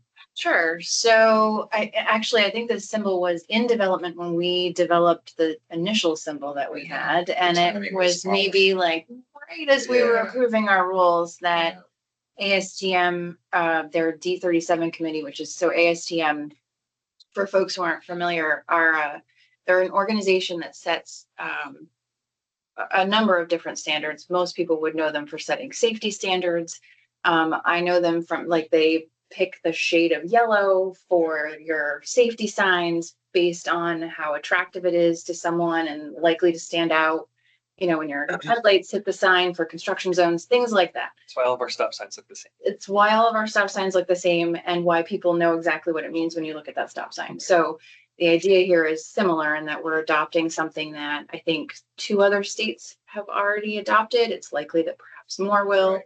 They're an international organization. They spend a lot of time looking at exactly what the symbol looks like, how people perceive it, and then they vote on it. Like a huge group of people vote. They look at how cartoony the cannabis leaf looks. I mean, there's states like Florida that thinks the cannabis leaf itself is appealing to children. So there's a lot of.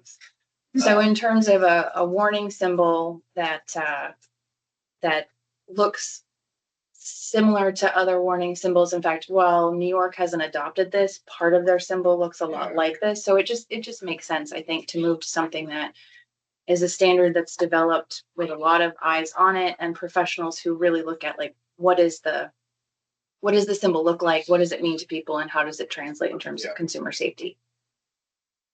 This might be a good time to stop and talk about kind of economic consequences and avoiding waste when we change labeling requirements like this.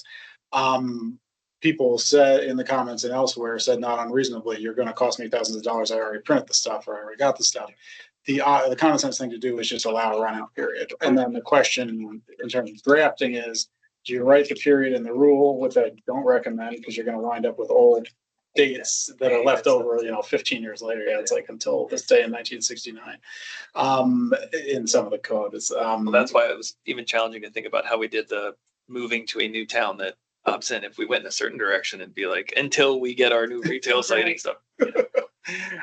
Yeah, no, I totally. So I don't love that approach.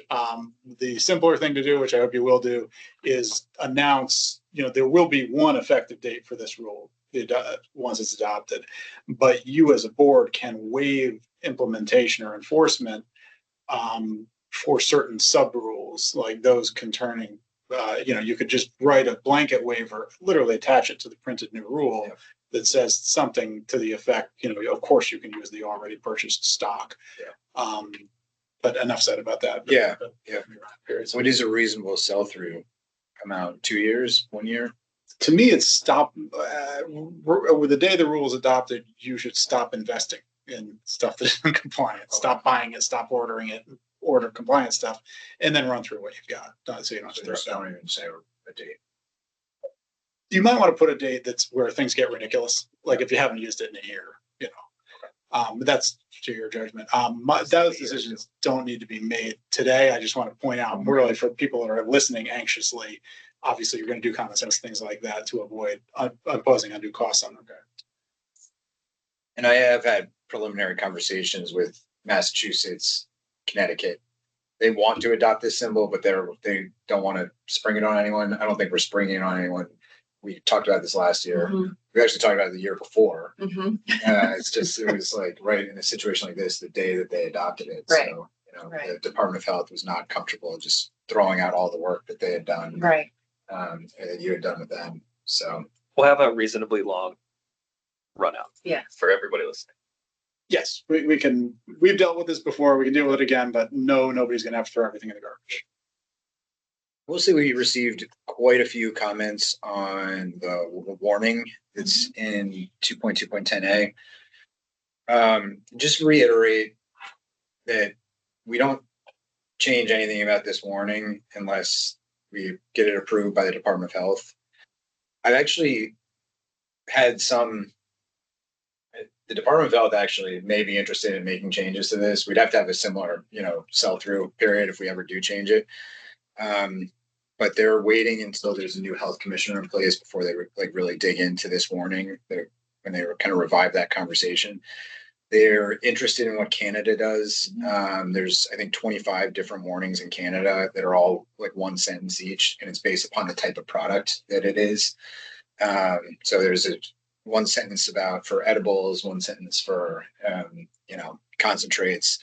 So, I know that we got a lot of comments about shortening this. But we're not gonna, or I can't support doing that without the blessing of the Department of Health. And there's work on developing a standard there too. There is. I was gonna ask that because I could imagine that that's something that they work on a lot of stuff. I've been involved in the cannabis waste conversations with ASTM, but they're working on a lot of it from a lot of angles. Yeah, this to me, is just a matter of notice in the administrative rulemaking process next time. Yeah. Nobody's on notice that we're messing with this, Yeah. and it's going to be a long discussion.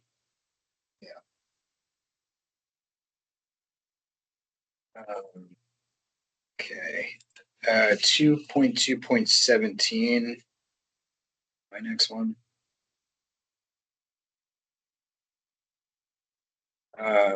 This we got a few comments saying, well, what if it says losses in excess of $1,000 must be reported to the state or local law enforcement.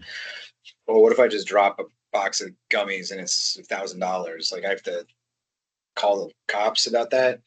Because it does say losses. So I think just changing that to theft, loss by theft or whatever. And I don't mind popping that number up a little bit either.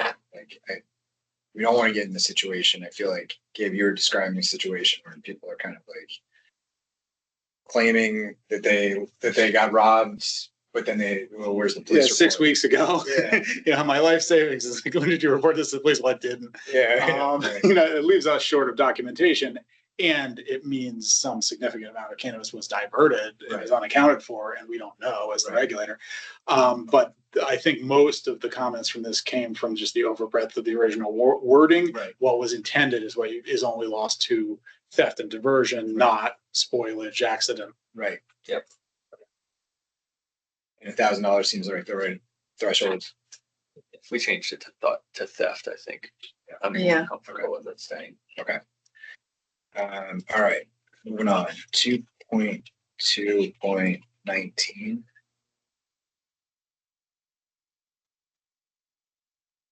I said here. Okay, so we got quite a few comments around aspergillus. I don't think we need to rehash, unless you want to, having an aspergillus test or what we do here around remediation. I feel like what we're doing is working. And again, I think we got a lot of questions about whether or not we should be testing for aspergillus and at what levels, but we can handle that outside the rulemaking process. Total yeast and mold, Yeah, or should we do mycotoxin testing? That can be handled in guidance. We've given ourselves the availability with proper notice to do that in guidance. That doesn't need to be And I'd like discussed. to have our science team Yes, absolutely. to have that conversation. Yeah, I think the thing that is interesting about this section, a plain reading of it would suggest that once something tests positive for aspergillus, that it needs to carry a label that it does have aspergillus. There's kind of an oddity where if it's been remediated, does it still need to carry that label? I don't know. I don't think they were required now. And the question is, should we? I'm of two minds about this. I mean, there's the part of me that says consumers should be able to find out everything they need to know about a product as easily as they can. And then also, how much can you fit on a product label? Right. I mean, already talked about the warning label. And what does that mean? Will people understand what that means when they're looking at it? I think if the flower that tests positive for aspergillus is manufactured and destined to be something you inhale, it makes a lot more sense to carry the label versus something you ingest. Yeah, and if you remember, way back machine, Carrie originally tried to set out a different path in testing for aspergillus amongst inhalable products versus edible products, but it was just too complicated. It became too complicated. So yeah, This one is interesting. I have interesting conversations, I think, with almost all of you guys about this, and then the comments on it were very kind of thought provoking. The history of this, as I understand it, is the requirement that the product be labeled as it moves through the supply chain was a workplace safety issue. It was for, it was for workers. It wasn't really for consumers. The consumer, I think, deserves to know what is in the finished product and any risks associated with it. Like, hey, we test for aspergillus. We don't test for the mycotoxins rather that the aspergillus produces biologically. So I just want to kind of separate out the warning that rides with it to protect workers from what is the consumer told. And then what is allowed to be done with the product. As you're saying, Carrie wanted those differentials for a reason. A really simple rule would be, in terms of what can be remediated, is that aspergillus remediated product may only go into non-inhalables. Its future destiny has to be non-inhalable. My understanding, which may be wrong, is the people with better science educations maybe could weigh in, but my understanding is that consuming aspergillus orally is really not a health threat, nor are the mycotoxins that are toxic if inhaled. If that's the case, then it's a really simple solution just to say, if you remediated this product for aspergillus, it can never remain flour, can never remain inhalable. It's got to be, or there's a separate question, should it be allowed in inhalable oils if it's refined? Because I think you had said. Yes, I had a long conversation with our labs about that. They said that usually the process of distilling, just creating distillate for vape will remediate it. But we are waiting on that remediation study, but that was for smokable flour. How often is usually? Well, really? I don't want to put words into either of these folks' mouths, but it's my understanding that the kind of all of the process that goes into creating distillate refines out the aspergillus. But don't take my word for it. Gabe, I like your solution, that it can't be for smokable flour, but maybe we want to just put a pin in it. Mm-hmm. Or do we want to make a decision? The decisions are that it should carry a label if it's been remediated and is going into a smokable product. Okay. Not a label if it's going into an edible product, or only allow remediated to go into edible products. Or just leave it as it is.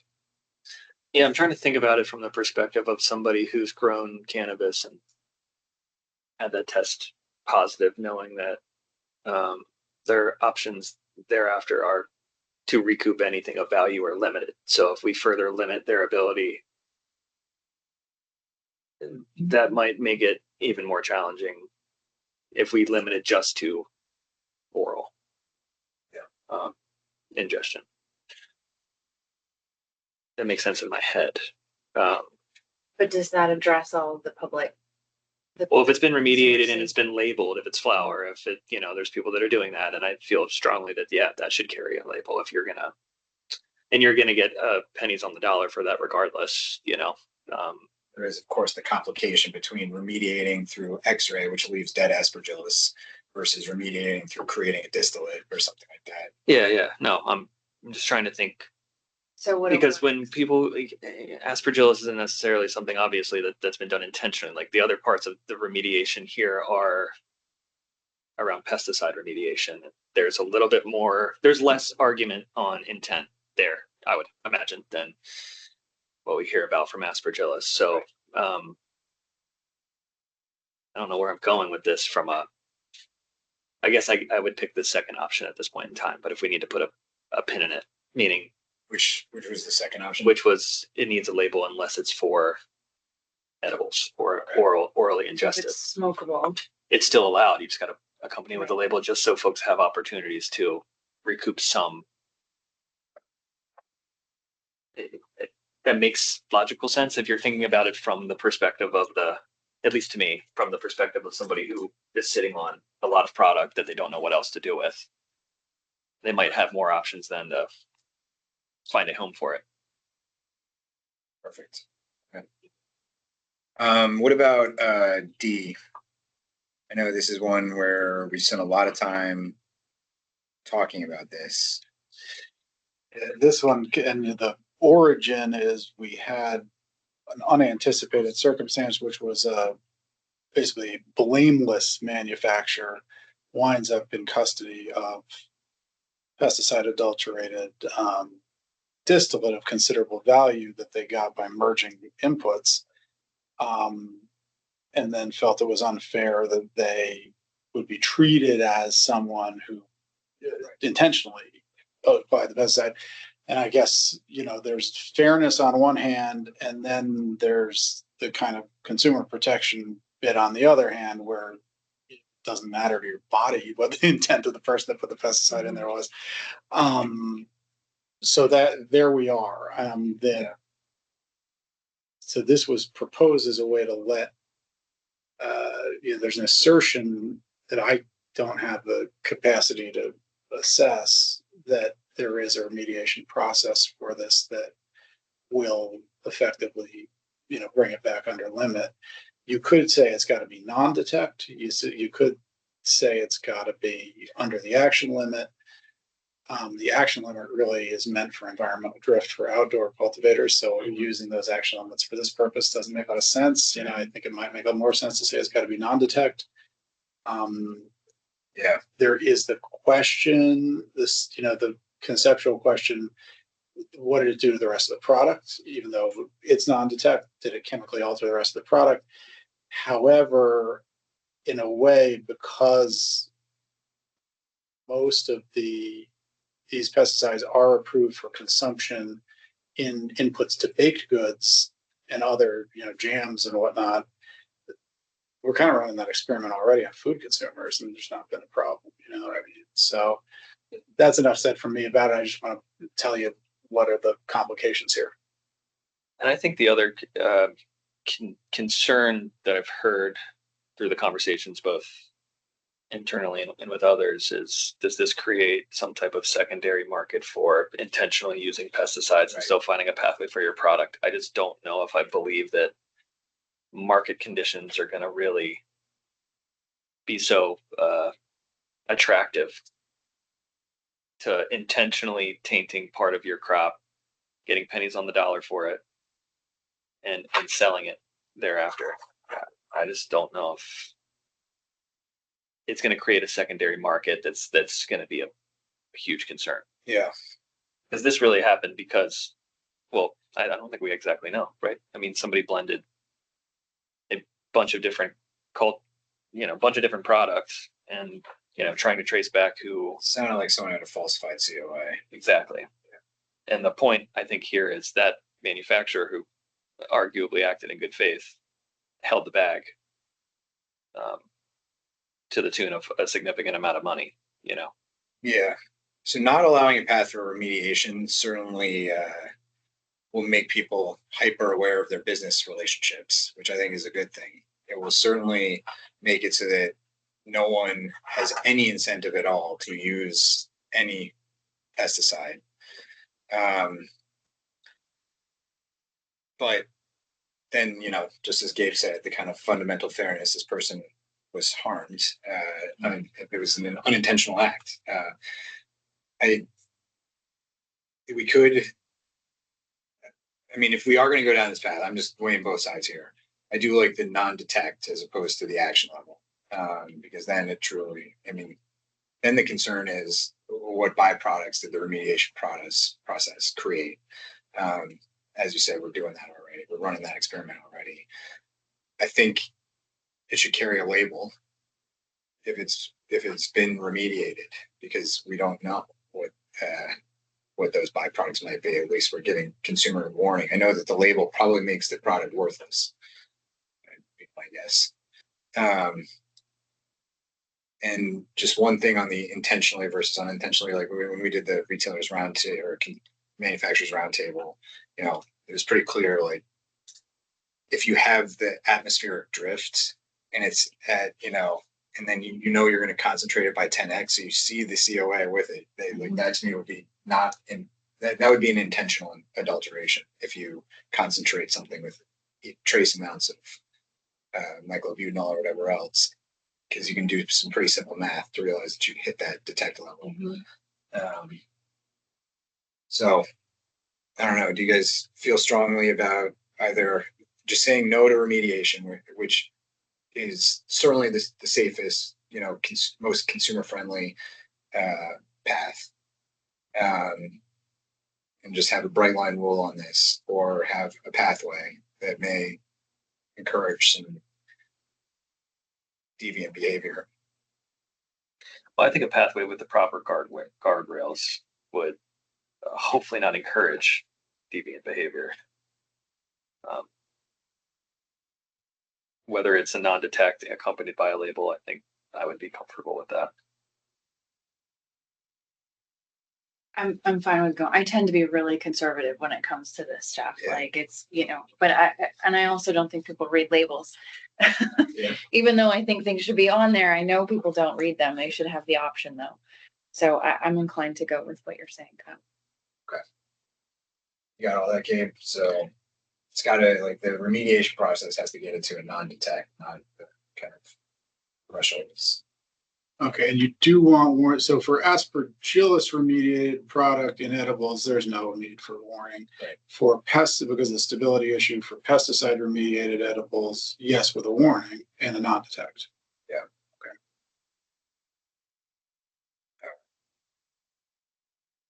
And I just want to point out an important feature of that for people who may think it's more reckless than it is. It's notice that it's only for pesticides approved for food. Right. Yeah. Sorry. Okay. 2.2.21. So we got a few retailers mentioning. Okay, so I just bought a bunch of products from someone. They're in my warehouse. Product registration ran out. How do I didn't know that. And what am I supposed to do here? Because it says that a valid registration is a prerequisite to being offered for sale or sold. Do we feel like that's a problem that we need to accommodate, or should we just leave this as is? You guys feel strongly one or the other? I know it's a problem the PR team kind of is accommodating through extensions and whatnot, and this occurs when a supplier goes out of business or something, or loses interest in maintaining the product, and the retailer bought it. It was registered when they bought it, and they've basically been holding retailers harmless when that happens by allowing them to extend within reason when it's not an expiration issue, when it's just pretty clearly there's nobody around capable of renewing it.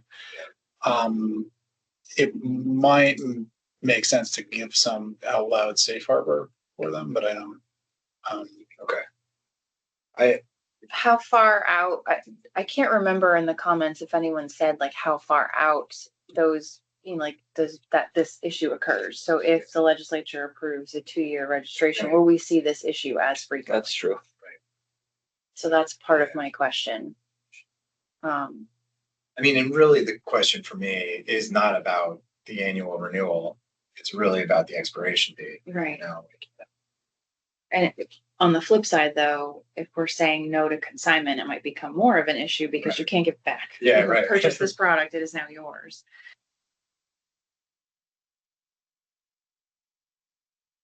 The way that the bill is structured right now, it might help solve some of these problems for us. Yeah.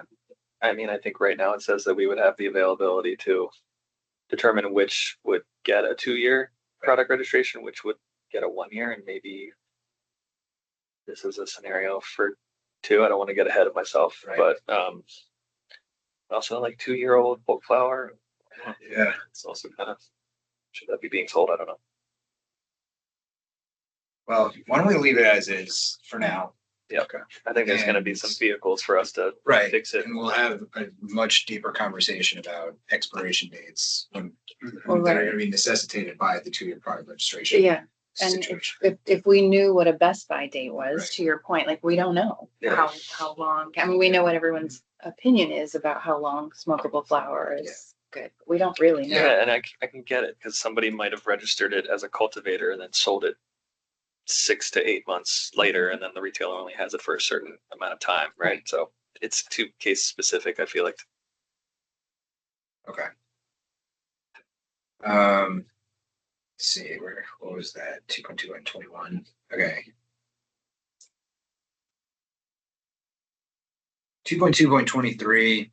I don't know if you guys feel strongly about this. This is an exception to the one location rule that we're gonna make for outdoor cultivators to use non-abutting spans under certain conditions.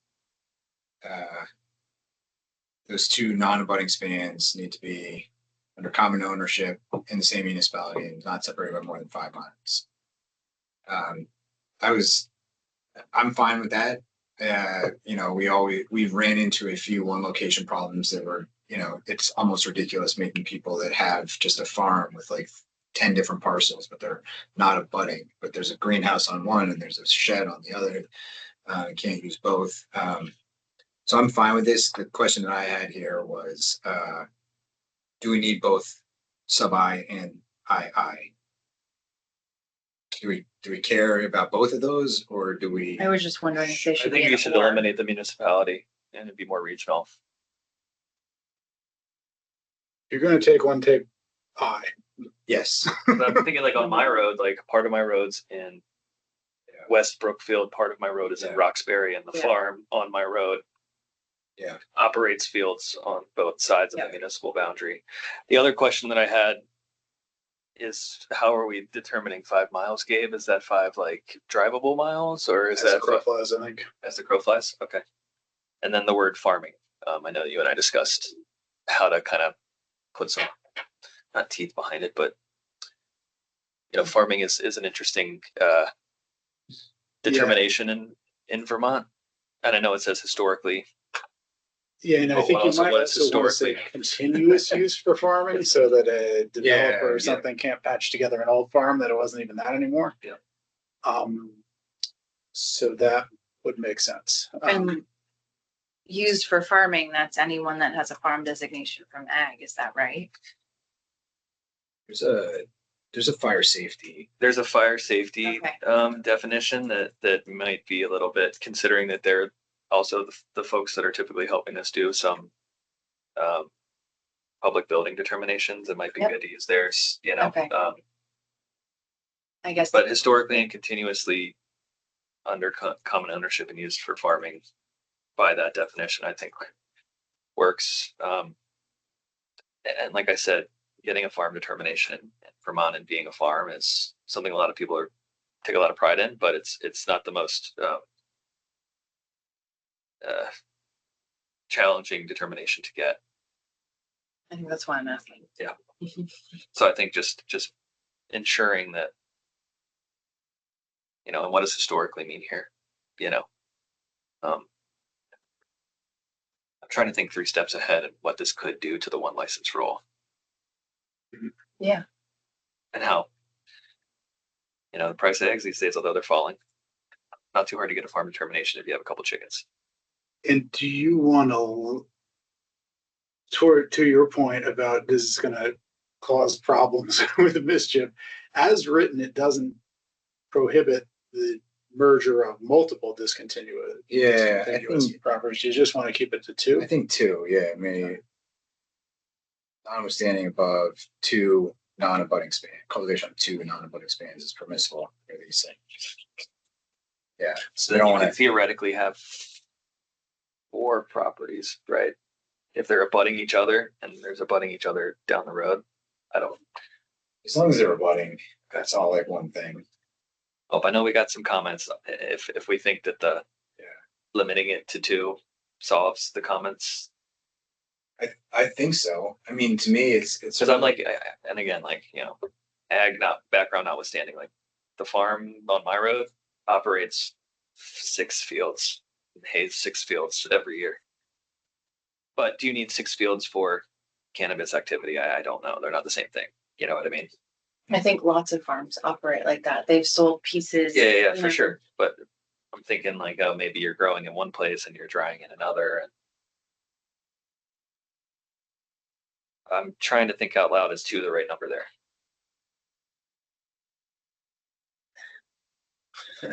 I don't know how you could know. And that's why I'm anxious. Yeah. I'm a little nervous to put a specific number on there. I guess. I mean, this is really about like, what we don't want is I got 10 plants over here. I got 10 plants over, 5 miles I'm down. with you. I'm I got just like 50 pounds of cannabis back over there. We don't, I mean, the reason why we did if you recall, the abutting spans was Bryn was insistent that this is the only way, this is the only thing we have enough staff to deal with, is like that we can't just be chasing people around. Yes. Yeah. To that end, and one of the things the consultants kind of had to say about the drafting style was shift the burden to the applicant to show the history. We're not going Yeah. to send people to the library. I've got a note here that Crav requested a new section at 2.2.24, and I don't have their comments up, but I remember liking what they asked to add. So how do I quickly find Crav stuff? I'll take a 5-minute break. Yeah, why don't we take a 5-minute break? Yeah. All right.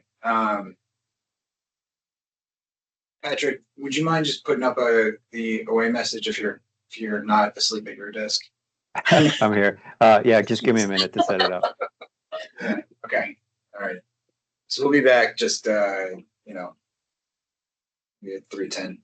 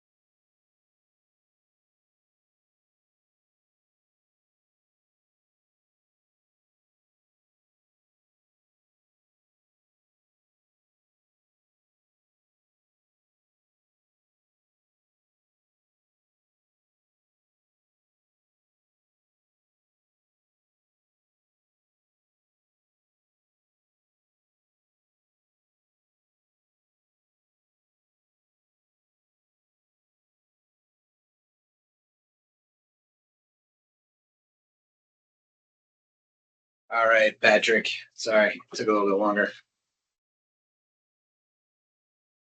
Okay, just as a time check, as the Cannabis Control Board, it's our special meeting, April 2nd, 2025, and it's 3:14 PM. And we just took a quick break and we're back. So I did find the comment. It was requesting us to add a new section around shelf life and product safety. Essentially, it's saying that retailers may not sell registered cannabis products to the general public past the expiration date established by the manufacturer or cultivator. Cannabis flower products may not have an expiration date extending beyond 18 months from the harvest date. Flower that is beyond 18 months from the harvest date may be used in solvent-based extraction. Cannabis concentrates, including inhalable concentrates such as vaporizers, may not have an expiration date beyond 24 months from the date of production of the finished product. Edible cannabis products must receive rapid aging tests from a licensed cannabis testing establishment that supports the licensee's proposed shelf life. So this stuff makes a lot of sense. I don't know, not having had a real opportunity to run it by our two labs to see how they feel about it. I am meeting with them tomorrow though. Should I just run this by them and I see? think that would be good, yeah. Yeah. Hopefully next time. we And can I fly wonder by and if accept that with- we should update 2.2.21 Right. based on Yeah, what they say. absolutely. Yeah. And I think Like, that, this should probably be part of that Right. section on its own. and if they're willing, I mean, we can once again have that conversation in public. If they're willing to do that, to talk about, what the implications of this are and the two-year product registration. And just kind of take their advice. And we actually may have a lab director sooner. Probably not, but we do have some good candidates. Say that. All right. Sorry for the detour on that. The next one that I have is on 2.3.8.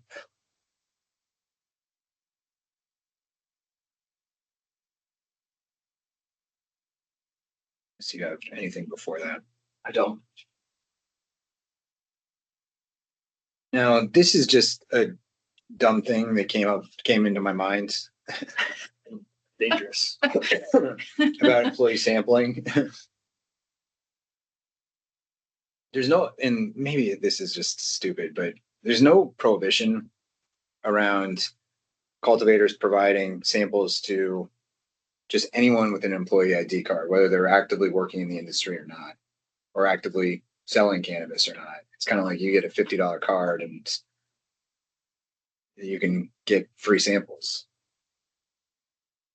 I don't think that was what we intended, though. No, but I think we wrote this rule. Before that ID thing switched. Yeah. Yeah. Mhm. I mean, I guess I don't know that we should still call the employee ID card an employee ID card, because there doesn't necessarily indicate that you're somebody's employee, right? Right. I think it's how liberally you construe the word employee in this context, Right. but I could see how Yeah. some maybe, especially now. And then Well, Olga employee raised the has a point, what if, definition. does this also apply to someone without an employee? Like what you're saying, Yeah. does this apply to someone's accountant? Can you give them samples? Well, they're not an employee. No. An employee has a definition, like a legal definition Not a elsewhere in law. contractor, so Contractor has its own definition. So, I mean, maybe this is a dumb concern. I don't think it's dumb. I think. Yeah, I mean, do we want to just say, the purpose of this is to help facilitate purchasing decisions. Should we just say something? I don't even know. There's also a counting question here. As I think the intent when this was drafted, when it says samples will be limited to the following aggregate amounts in a month, 4 grams per strain. Aggregate means all of the samples altogether.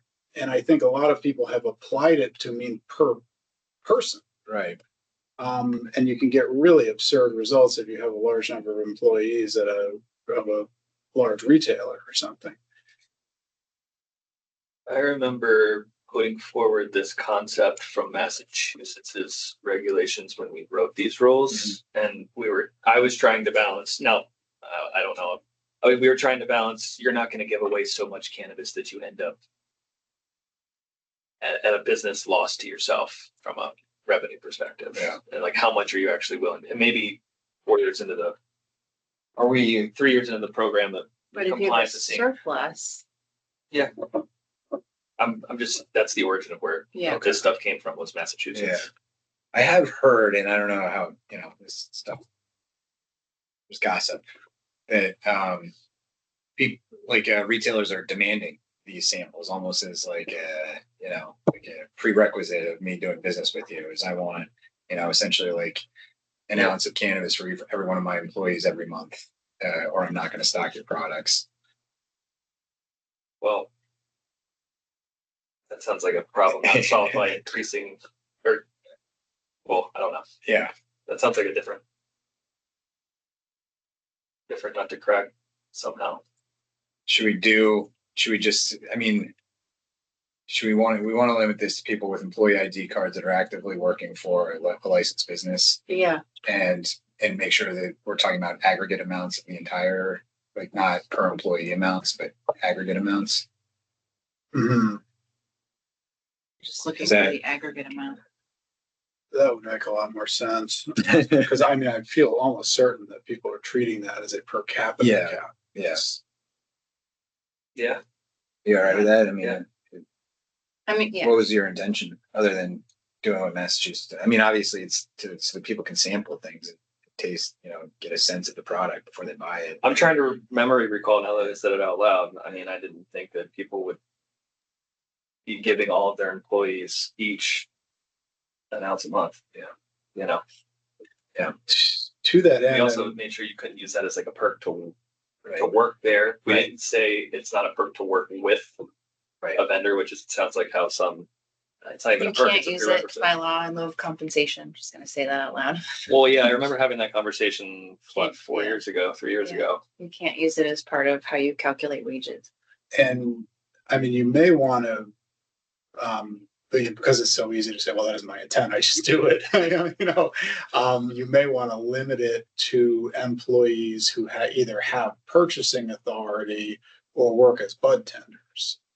In that sense, it doesn't make sense why the accountant needs a sample. Or Right. so Well, yeah, I mean, that's certainly the intention here. It's about to determine whether to make the product available to sell. Right. Yeah. Yeah. So are we limiting a bit? Okay, but are we going to limit it to retail employees, or could a product manufacturer want a sample? I think fairly the latter could happen. Yeah. But you'd want it to be somebody who is responsible for sourcing. Right. Not just everybody that works here gets, Right. Right. We just say responsible for sourcing and selling. I just think if you just limit the aggregate amounts, Yeah. it'll take care of Yeah. itself. That may be, yeah. There's a Yeah, lot and of how are you places gonna where that's enforce- probably the same person. Right. Yeah, we're gonna have a hearing about whether Bob does or does not participate in sourcing. Yeah. So, all right. These businesses are too small for Thank you for talking me out of that. Competition samples, or do we need to do anything there based upon our conversation? We realized when we dug into this over the kind of recent competition related issues that it is ambiguous to the reader whether manufacturers can participate. Right. The subject of C is cultivators, but then immediately below, we're talking about product equivalents, and products come from manufacturers and cultivators. I think Um, we just strike cultivators and put in licensee.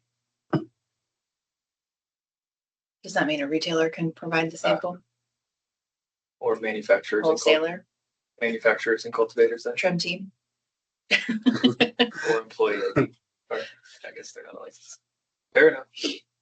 I think, yes, I wouldn't mind manufacturers competing. How we get there, I'll leave it to, Yeah. my brain's going Okay, that, sideways. as long as the consensus is, yeah, we went manufacturers, or at least we do now, I can just make a clarifying Okay. tweak. And for people that want to do competitions, just get a board approved plan. yes, we could be more express about what we said, which is, we're gonna give you something like a permit. Yeah. It's gonna have terms. Do you want to workshop something for next time, maybe? Yeah, okay, I can do that. So, Don't go crazy, I think. Just something that, so everyone knows this is in a board approved event versus, or competition. I think that makes a lot of sense. Okay.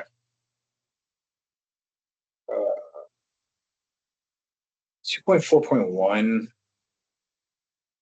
Again, I haven't looked at this stuff in so long, but it just seemed to me like both fencing and a controlled point of access, are those duplicative? I mean, can you have fencing without a control? I guess you could. You took, Took fencing off of a mandatory Yep. for outdoors. But I'm just wondering, generally speaking, like, don't fences generally have controlled points of access? I guess they don't have to. Trying to, If you have a controlled point of access, you theoretically have a fence, I think If it it's, goes I mean, all I the way think- around. control point of access is just a bureaucracy describing a gate. Yeah. So, you know what I mean? So can you have a controlled, I mean, this is really semantic, but like, can you have, like, I'm just trying to memory recall, because I did this part of the rules. yeah. Well, was this meant to shield the cultivation from public view? Because you might have a fence on just one side, Yeah. if that's the case. No, this I is don't a security remember. thing. Okay. Yeah, this one is. I'm just saying, maybe it should be fencing with the controlled point of access, like, put those two together. Yeah, I'm telling you, when I was going through this, I was making notes on everything. I don't know if this is even a useful conversation to have or not. I think we were trying to take into account unique land features that, Mhm. You can control who's coming in and out. Okay. Along with nature helping you to do so. But again, it's semantics on what you want to Okay, consider. all right, well, probably, if it's not broken, we don't need to fix it. Yeah, all right, I'll keep going. Make me think for you. Yeah. 2.4.4.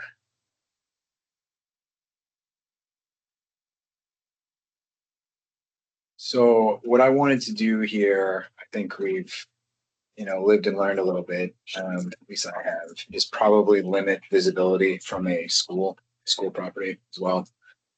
And there's a definition of school school grounds that we can just lift from elsewhere. Mhm. Do we know how many current licensees that might impact? Well, I don't know that. But I also think that you can get around this by building a fence, Or a hedge, Or a or hedge. it's listed in or the control last point of sentence here. access. Yeah. Okay.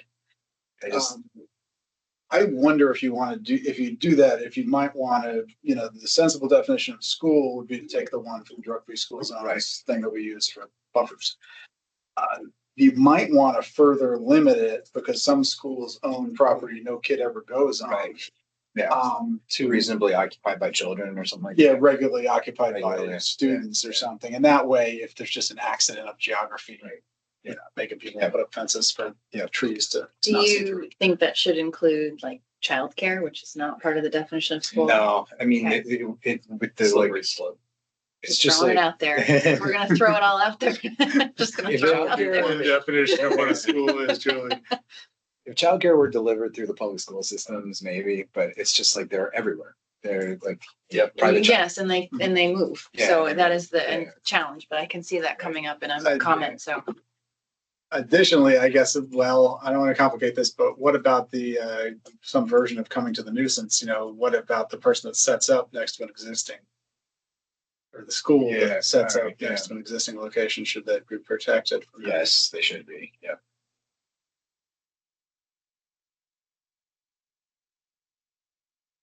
Or an existing school. Pre-existing school or something.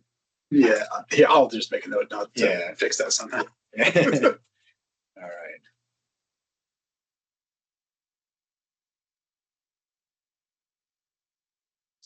And that goes in 2.4.5 as well. You just recreate there's a public road reference there, right? Also.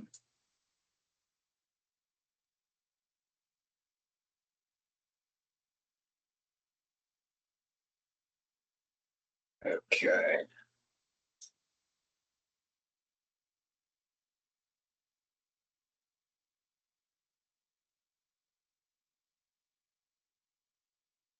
Okay.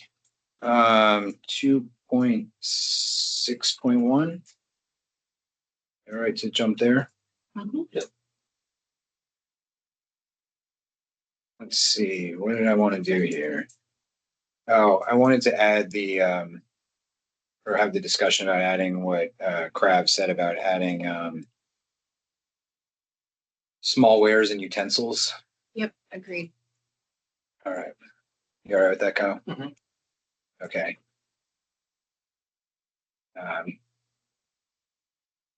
Do you need any more direction on that? Do you need to know where that is? Yeah, let me just make a note. Where did they want that? They wanted it in, yeah, they wanted to add, I guess, an E. 2.6.1, it would be E. Okay. And that, Sanitation, small wares and utensils, I think is what it said. yeah, I have it somewhere. I can pull it.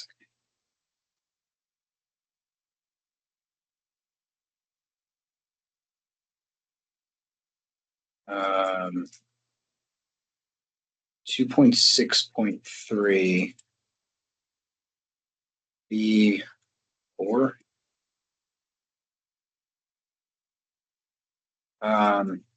Yes, this is about the like multi-serving edibles. So I actually like what we have here. The clear, visible marking, physical separation.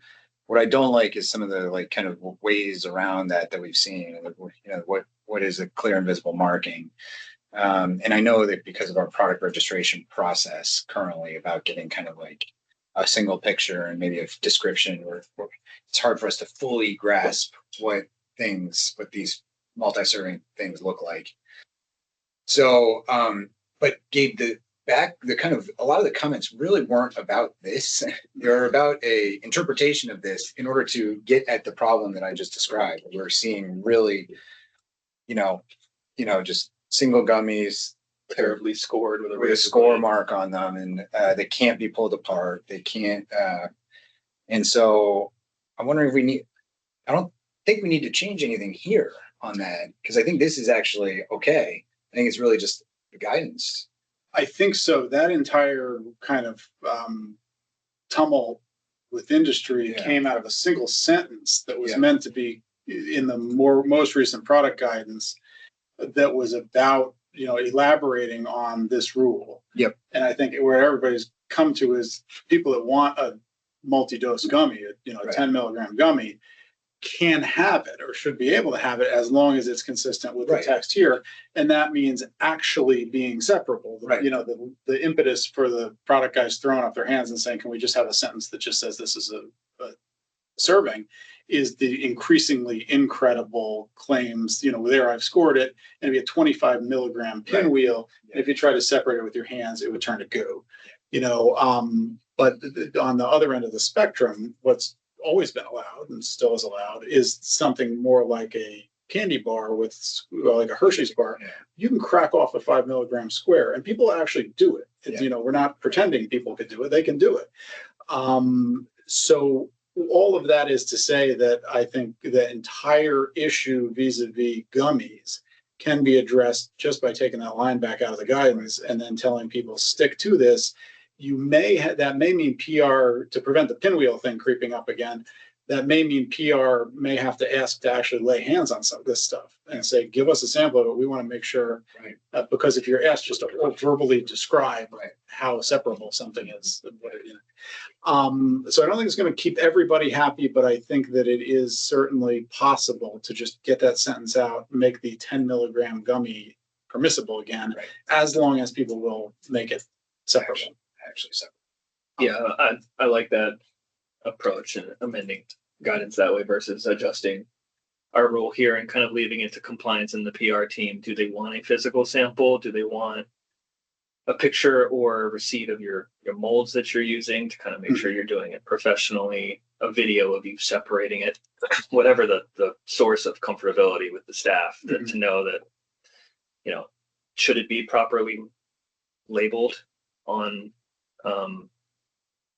the jar that, or the package that it's, the vessel that it's coming in, maybe we can put some stuff around guidance. It seems like we would either have to require a sample or not. I think I'm just, leaving the staff in the position where they have to decide whether or not they're gonna get a sample, and then they have to decide whether or not it's, I mean, there's just a lot of subjective. I'm not talking about subjectivity in terms of each individual one, like however they want to do it moving forward for all potential products is what I was alluding to. Okay. If that's a distinction, it is mine. They can be. I mean, we can direct them to require a sample. I just wanted to give Yeah. the compliance team the I guess my availability to- overall concern is giving enough direction to the staff so that they feel confident in the decisions they make based on what our guidance and rules say. Yes, I mean, there's Yeah. only, I guess the challenge is like, the reason this place exists as a regulatory agency is that somebody does have to make judgments about what it means to be easy for a consumer to measure. Right. And I think as long as they're making them on a reasoned basis, according to standards that have been clearly articulated, they can make those judgment Yeah. calls. We want to give as much predictability to industry as we can, because it's no fun to invest in Absolutely. X and then find out I can't use it. There's some solutions to that. One is a declaratory ruling. If you really aren't, should I invest thousands of dollars in this equipment? I don't know. Get a declaratory ruling or an opinion ahead of time. You can get that. The other is, but beyond that, people will be mad, but the only people that will be mad are we're trying to evade the 5 milligram rule written by the legislature. And so the best we can do is just consistent enforcement of that principle, I think, because there's just an infinite number of product types and an infinite amount of interest in kind of goosing the THC content, despite the cap imposed by the General Assembly. So this will always be a sore spot because of that. It's but that said, it's super important that we be fair to people and let them know what to predict and how they can predict things in their business. So to that end, I feel like the gummies can be taken care of real easily with this principle. Pills are a harder order. Right. We maybe don't take that up today, but it's a discussion that I know people want to have. Yeah, I mean, the pills are somewhat interesting to me, because they're not kind of inherently attractive to kids like a gummy kind of is. I mean, I know like we've taken great pains to not mimic popular candies or whatever, but and it's also not a food, it's you swallow it whole. So I think I'm persuaded by some of the comments we got around allowing kind of like a 10 milligram pill that has the demarcation, can be snapped in half too. But that would, again, I feel like fall under the same rule. So it's kind of more of a explanation, or no? I guess not. If the rationale for a pill is a serving is a concept applicable to food, and a pill is not something you eat to satiation, it's a pill. You could say, the 5 milligram rule doesn't necessarily apply to a pill because it doesn't have servings. The whole concept is a fiction. That's, it's like thinking there's a serving of tincture, where the rule is you've got to be able to measure 5 milligrams, but as long as you can. To that end, you then wind up in the position of you have a uniquely hazardous product because of the slow onset and microscopic size. So somebody who overdoes it can overdo it big. But then I think it's for you as a regulatory authority to say what's the maximum safe individual pill THC content, but it's no longer dictated by the 5 milligram rule. It's dictated by basically your sense of public health and safety. So we should probably do something different in this rule, not just rely on this multi-serving in a package cannabis products. We should have maybe a sub 6 or 7 or something, just have a separate section here related to pills. I think it can be done in guidance still. Okay. I think I think you want to strike that sentence. You want to go back and address pills somehow. Okay. Because they just don't work as a food with servings. I mean, I think just like we have 10 milligram sodas, seltzers, I think 10 milligram pills with a clear, I still want that clear demarcation. My question on that is, can we require additional labeling too? I mean, I think it's really important that people understand. Yeah, I mean, for an inherently hazardous product, you can require almost anything where there's a rational reason to require it. Yeah, I'd like a visual representation for folks, Mhm. you know. The important thing is we'll put that in guidance and not deal with it today. Okay, all right, great. So, Okay, sounds good. Okay. Great. And because it's a product, it would have to be in a childproof container. Yes. Right, okay. I mean, I realize that the lengths that we've gone to make gummies not necessarily attractive to children visually, but still, I think accidental ingestion is It a is. big Oh, for risk sure when it it comes is. to pills. Yeah. sure.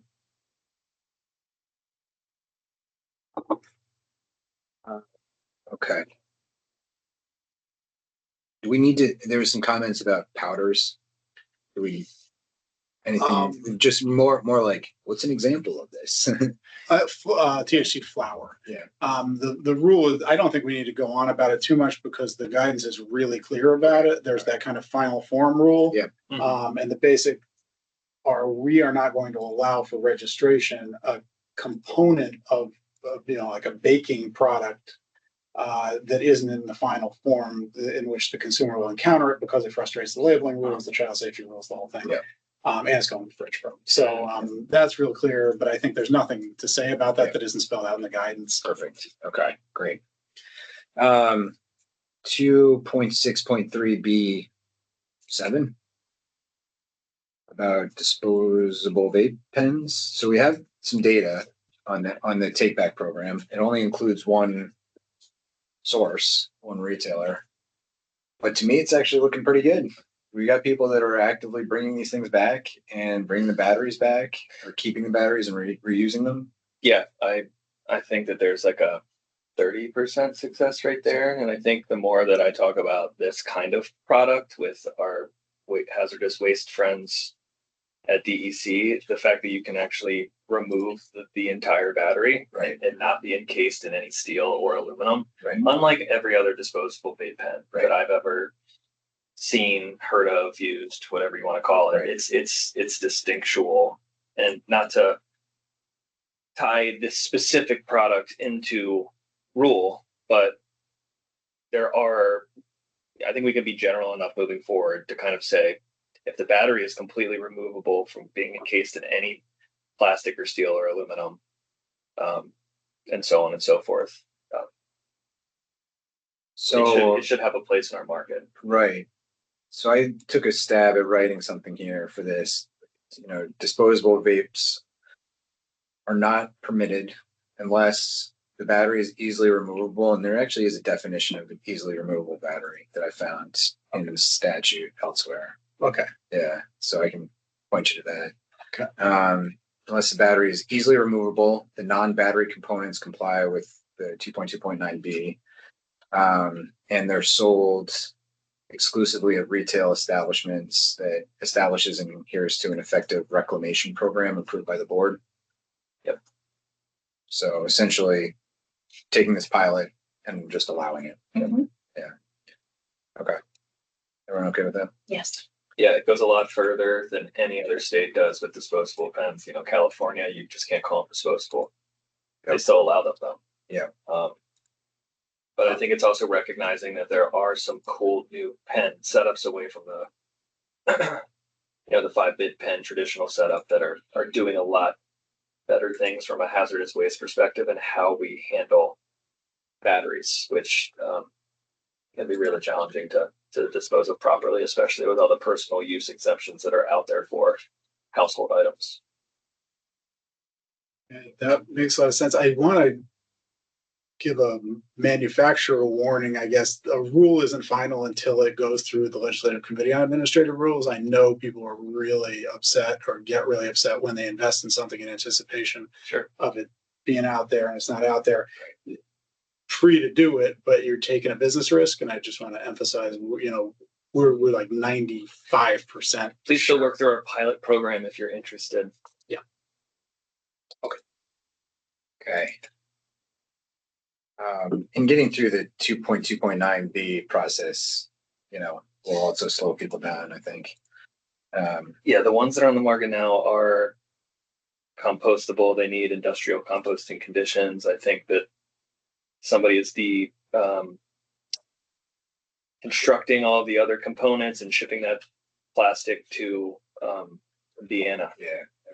And some people are trying to, sometimes with some industrial composting specific polymers, depending on the thickness or how filmy they are or how rigid they are, they might operate okay in a home compostable situation, especially if they're small components, not as big as like a jar, So people are trying to see how well they perform there, but I'll hear more once I hear more.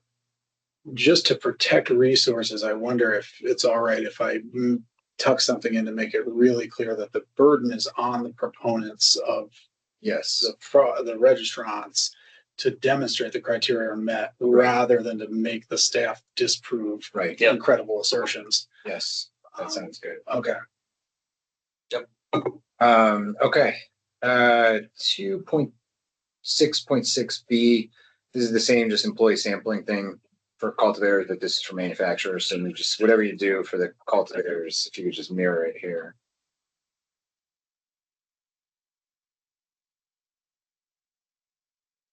For a minute here, that we could have wound up with two very different. Yep.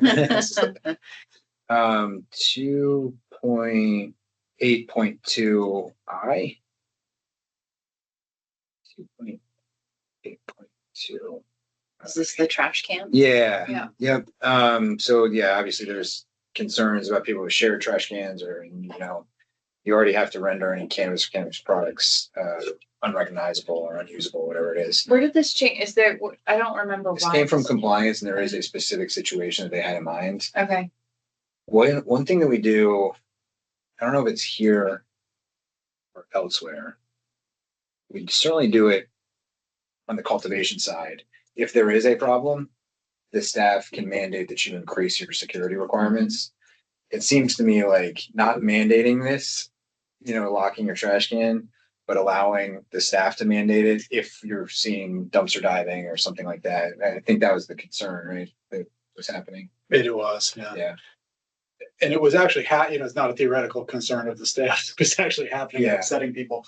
But as they all said, the commenters all said, there are contexts where this makes no sense and it's just an extra expense. Sure. Here is one of those, I was hyping how good those governing documents are for just dealing with actual circumstances on the ground in a way that lets you keep a handle on them. Right. Seems perfect for that. Put it in your security plan. And I guess you might want to allow, the staff asked for a reason, and it's because they don't feel comfortable asserting that authority now. So if you give it to them a little bit more loudly, if your compliance officer tells you to get a locking receptacle, you do, and that's the end of the story. Right. But the blanket rule like this was seen by many of the commenters, as you said, as overkill. Yeah. Okay. So wherever that retail security, here it is, 2.8.2. Oh yeah, it's in this section. We should just have that if so directed by your compliance officer or as part of your security plan or something. Yeah. I mean, ultimately, there shouldn't be any cannabis in the There trash. should not be. Right? We have other rules for how that is destroyed. It doesn't stop people diving, thinking that there is. Hope springs eternal. Right. Well, I mean, right. But I don't know why we would do something more than any other business. Just because of its desirability. I mean, I think that as absurd as it sounds, it was happening. Yeah. People were diving. People do that for coupons, right? Not as many. I mean, I know. Everybody has their thing they're willing to dive for. Just. But there's at least a public perception among people prone to do this that there's a valuable thing in there and that they can get it and it's making a mess. It was a big thing for a while, the coupon thing. Just tell me. I didn't know about coupons. Oh, yeah. All right. 2.8.3 A. I think we should just raise 27 to something a little bit more. Well, 27 is what the tobacco rule is. It is. Yeah. And what about alcohol? Do you know? I tried to look it up. I think it's 21. I happened to see this in the grocery store the other day, so I just tried it. I always thought tobacco. I'm pretty sure it was if you 27. weren't born before this date, we're going to card you. It's I could be wrong. I just feel like 35 will get. I mean, we got comments on this. Yeah. I just feel like from retailers and public health folks alike, 27 just is not, it leaves some wiggle room for mistakes. Just raise it. Well, and I think from the prevention community's perspective, they're worried about people who are maybe Yeah. just walking in and hanging out Right. before they can be Right. asked to leave. So I get that concern. But I'm pretty sure tobacco is 27, which is, I assume, why we chose that to begin with. We were puzzling over that a minute know, ago. I was like, don't it remember. came from somewhere, and I think Yeah. it was I think it was either like that. I took a picture of it because I was like, oh, I saw Clearly, it. we're all in a different place with Yeah.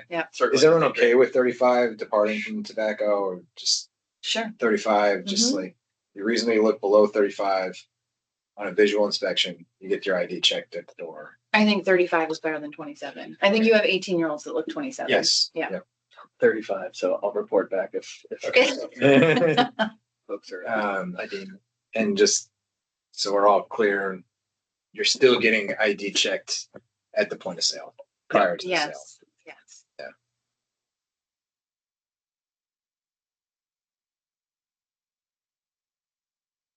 2.8.11. It was 35, not 30. I'm sorry. 35.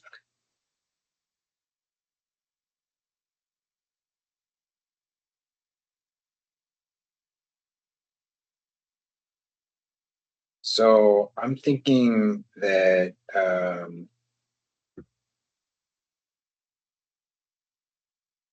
think there's some heightened concern. Like we have to have curbside. We have to have rules around curbside because medical use endorsement needs to be able to accommodate curbside. Mhm. The question was, should curbside, if you're already doing it at a retail location, do you have to limit it just to patients? Could you do it for everyone? And Massachusetts, a number of states have successfully done curbside. And I did call up a cannabis insurance broker. And he said, yeah, we write policies around in Massachusetts. We write policies covering curbside all the time. It's not a big deal. It is an additional cost for insurance. There's some safety considerations, but I'm thinking that we just limit curbside to medical patients. I just don't, to me, there's a heightened risk to walking outside, an employee walking outside with a valuable product. I don't know if I agree with that. I mean, people are walking outside with the product, Yeah, right? but they're not So- required to do that. An employee has to do what their boss tells them. Right. I mean, I guess I don't want to make the assumption that it's dangerous to leave a cannabis establishment with your purchase, Yeah. right? Like that's not, Yeah. people aren't getting robbed when they walk out the door of a cannabis establishment. But I do worry about implementing this and, having all of the right controls in place and making sure that municipalities know where their authority lies, making sure that retail establishments know that they have to go through if they're going to change the traffic, they have to do the zoning stuff. Like those are my concerns. I think those all get figured out with training and guidance and Right. things like that. But So, yeah, I mean, I'm wondering if we run the experiment with, I'd say with the medical patients, but no, I mean, it's happening. I should just say curbside is happening right now on the medical side. It is permitted right now for medical patients. I think what you're getting at is if we create 60 to 75-ish, I'm just guessing, ballparking new points of access for medical sales and thereby curbside allowances, can we see how that goes before we try to extend curbside to all retail purchases? I just feel like maybe it's just like me being conservative, but it's just a more conservative approach is to kind of get proof of concepts on a broader scale. And then next time we have the rules open, think about it. But this also kind of applies to the drive-through option. So curious how, Kyle, you feel about limiting that to medical patients or allowing it more broadly. I think it's fine. Well, This is also insurable, by the way. The same guy said, Yeah. yeah, you can we can extend a policy for this.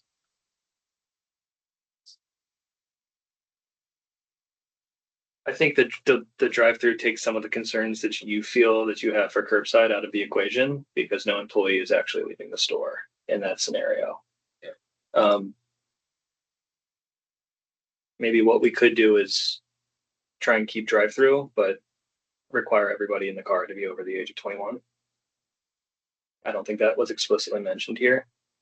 And you've still got to go through your municipality and local control commission to obtain authorization and have a plan on file with us on how you're going to do X, Y, and Z. I get and can understand why limiting curbside to just medical patients for till our next rule rewrite and see how that goes, considering that concern. But I don't see that same concern from my perspective for drive-through. And the employee's never leaving the store with drive-through. I mean, the reason why the other rationale behind these limited contact transactions to me was there is still a very significant stigma to using cannabis. Some people that don't have medical cards may need to, it cannot be known that they're using cannabis potentially. Or want to be known. I mean, Or want to everybody has be that, known. you know. I know a judge that drives 2 towns over to go to the liquor store because he doesn't want to be seen in his local liquor store. That's funny. So I feel like having some options around these limited contact transactions is a benefit to consumers. But I agree with you. I don't have strong feelings about their existence. Yeah, I really okay. don't. do you have strong concerns? No, I think the concerns I have can all be addressed, through either guidance or, making sure people understand what their responsibilities are and so forth. I feel like I just hit a button. You just Disappeared a deleted section. you deleted it. Oh, Control Z always fixes it. I hit X. And it prompts me to accept the change. There we go. Okay. Sorry about that. I panicked. We're back to square one with Roman. New here. Okay. So I think adding a line in here. Well, I think this probably needs to be reworked a little bit here because it's to allow curbside for patients only. Or is that, I can't, well. Is there already I'm thinking about Rule 3. Is there any actual regulations around curbside pickup for medical patients, or is it just happening? Because we were so limited at the start in what we could write regulations for with medical. Yeah. I'm just thinking if there's any. Well, adding here a line about everyone in the car has to be above 21.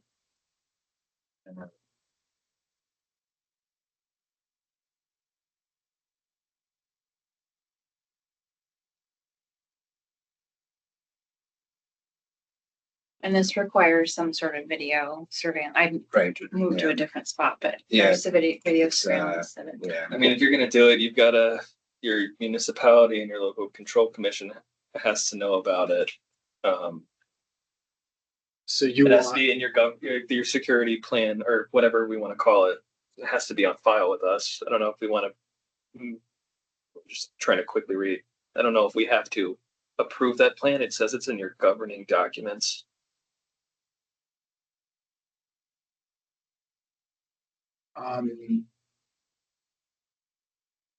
So let's just add a security plan approval by the board. Board approved security plan in your government documents. and you do want municipal approval or some blessing by the local Yeah. legislative body? Yeah, I mean, Then if we're gonna, it just implicates parking. There's obviously from a drive-through, I'm sure that there's opportunities in traditional drive-through built buildings, whether it's fast food or former fast food or former banks, but also try and do it elsewhere. But how does that implicate traffic and parking? Yeah, the Dunkin' Donuts here in town routinely spills into Yeah, the road, it's nuts. the line for drive-through. We have a drive-through creamy stand that's very popular. Very, very. So do we. popular. I guess I don't live in Montpelier anymore, but Dairy Queen or Queen Cream. And I think because this is such a huge change, this is another place where we want to say, don't maybe start construction until these rules are through their process. Right. Don't Yes. assume this is happening until it's happening. So limit curbside to medical, but don't limit, drive-through. Provide for an occupant age check for drive-through.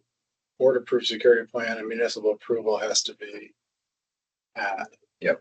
Okay. I might, final item is, I gotta go back to the legislative committee more than once in my life, and so we might want to call it drive-through out Yeah. loud. I think limited contact Right. could be seen by them, Yeah. if they realize after Clever wording. Yeah, I think that's just some. that's fine. Yeah, I mean, you could call a limited contact transaction and then split it out between curbside and drive-through in the sub. Yeah, Well, you'll have to anyway, because Yeah. they apply differently. to Exactly. different- Yeah. And I think Other You know, states do call it yeah. contact trans. What was it, Michigan? I think. That called Michigan it. has it that, yeah.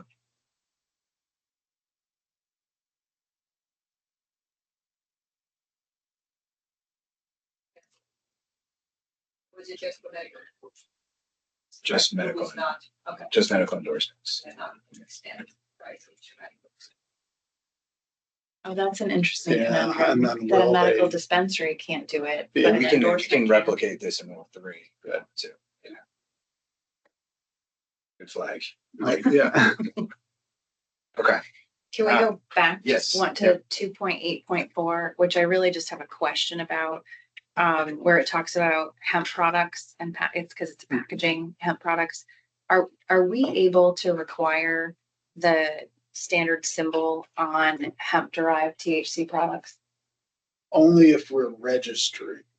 Okay. Although you have the statute is unusual. I actually tucked this thing about the, isn't regulated notice in because the statute calls for it. We didn't really have anything like that. Yep. It doesn't have to say exactly what we said here, but the statute does call for us to make a rule about how hemp is to be separated. So, I mean, yeah, I guess in concept, you could require it in the context of one of our licensees, it might have to have a special sticker or something, or special symbols. The irony is they can be sold outside of our establishment. Right, that is precisely the concern, is that they don't have the same recognizable symbol. Mhm. And I'm not sure people see as clearly that they are consuming something that has THC in it. One way to do it would be to do this labeling thing, but the risk really lies outside our establishment. So another way to do it might be to go into 2.17 and lower the 1.5 to 0.5. Okay, That would have very broad implications though for. that was something that requires some notice, yes. So I think it might be better Yeah. done either legislatively or in your next round. Okay. Okay, thank you. Okay. We're getting close on rule 2. I have, but consignment 2.8.14. Yeah, we're also running short on time here. Would it be helpful to, looking at the comments, would it be helpful to define consignment? It might be, the important thing for the purpose of this rule, we got a lot of comments on it, so I think it's important we discuss what it actually Mhm. means, or at least the agency's understanding of what it would mean. The concept is that when cannabis is transferred in the regulated system, the custodian needs to have final title to that. It needs to be the property of the custodian at all times. We can't have a custodian holding something that doesn't really belong to the custodian that's a cannabis product, because we could seize it. We could, something could happen to it. So when we say no consignment, we mean when you give it to the retailer owns it then for good. Not even for good, you can have buybacks or whatever. But the title has to transfer, so that if we take it, it was the retailer, so if the retailer gets shut down. That doesn't mean that debt is illegal or the promissory regulated out or the promissory notes are prohibited. You can have a promissory note for the entire value of the stuff. The question then becomes, do you want to limit the terms of of payment? Because this doesn't. It just says the person, you can't have a consignment situation where you don't own the stuff on your shelves. You could own the stuff on your shelves and owe somebody quite a bit of money for 90 days. Do you want to limit it to 90, 60, 30 COD? I think I do. Which one? Doesn't matter. I think 90 cash on delivery. 90 days. Yes. When, Sorry, 90 days COD. Wrong acronym. Or, well, to me, COD would be 0 days. Yeah. I know. You said COD and So I meant COD is like the Yeah, zero on that yeah. on that descending list. I mean, COD would be drastic for for a lot of people. it's getting late. My apologies. No, I threw that out there instead of the number 0, which would have made sense. So I'm sorry. Anyhow, my point being, the consignment prohibition doesn't mean what a lot of people think it means, which is COD. And so is there an interest in limiting terms? And I can say from the work I do on the legal end of the compliance cases, this is a problem. We see a lot of people getting stiffed. We see some exploitative terms where somebody's not getting paid for a really long time, basically making a compulsory loan to a business partner in order to play in the market. So there are some rationales for doing it. There's also a school of thought that says it's none of our business and businesses can decide for themselves what they want their terms to be.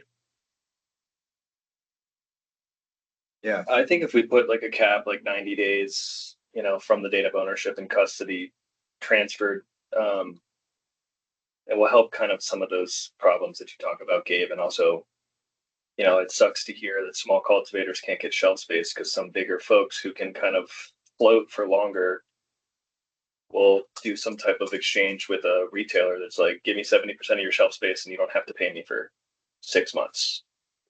I don't necessarily like hearing those stories. do you want to do 90 for tier 1 cultivators and something shorter for everyone else, just with the tier 1 waivers? We could. And just so we're clear, this only affects retailers taking ownership, Gabe. So if you're a cultivator looking to do some type of toll processing with a manufacturer, have them turn something into something else for you and you take repossession, the consignment part is not a issue for you. Yes. I do think maybe we should define consignment at the top of the rule so folks have something to sink their teeth into when they're contemplating which business arrangement they. Well, do you still need the word consignment if you're putting receivables or due within 90 days? I like it because it prohibits the custody, the technical custody problem, or we lock the door someplace and 5 cultivators say, hey, how do I get my stuff back? Yeah.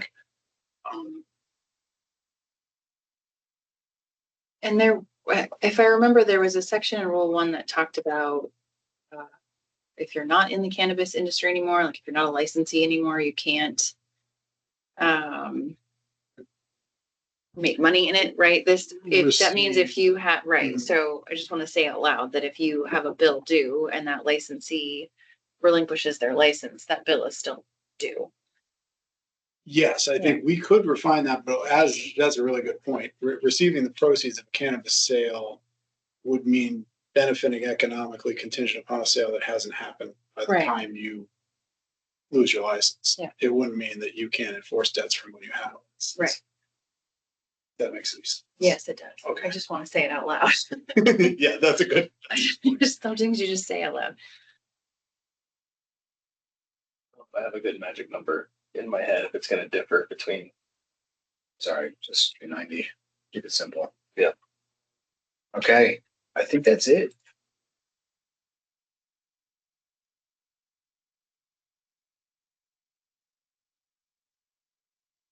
At least for all the, We had nothing on propagation, right? I did not have anything on propagation. Just thinking if we can finish rule 2.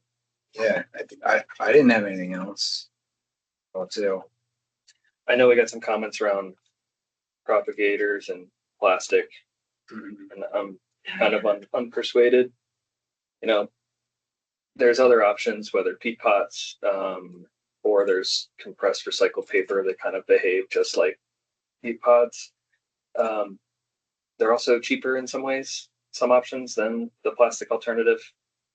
You know, obviously what you're putting your plant into will impact the frequency at which you need to water your plant or your clone. But I think with any new medium or vessel, you'll learn to do that accordingly. So I'm unpersuaded. There's wax lined paper pots. There's too many alternatives to not extend the plastic definition to this option. I found many options that were cheaper than the plastic option on Amazon. Yeah. All right, well, I know we have some hard stops. So probably not smart to pick up rule 3. Should we do it next week too? Do you have a evidentiary hearing next week? We have a time schedule for one. Yeah, we have it scheduled, but I don't think we have a hearing on. So maybe we take that time. We got through all the major. The evidentiary hearing is scheduled for 2 weeks from today. Oh, okay.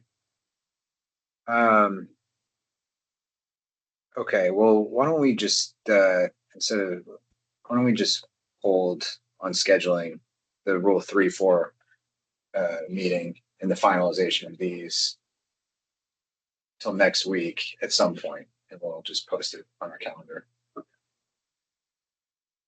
All right. That's great. Well, thank you so much, Gabe. You didn't even get lunch today, and you somehow made it through. Well, everyone threw Cory candy Booker out, I of guess. Vermont. Yeah. A pile of donated candy that I get. Yeah. Well, thank you guys. I think we're through the biggest ones. So. Great. Stuff, right? Yes. All right. Well, I will adjourn the meeting. Thanks everyone for joining, and we'll be back some point next It's week. mine. That one's mine. Okay. That idea Sounds is good. mine. Thank you, everybody. Oh, I thought you, Idea. well, I have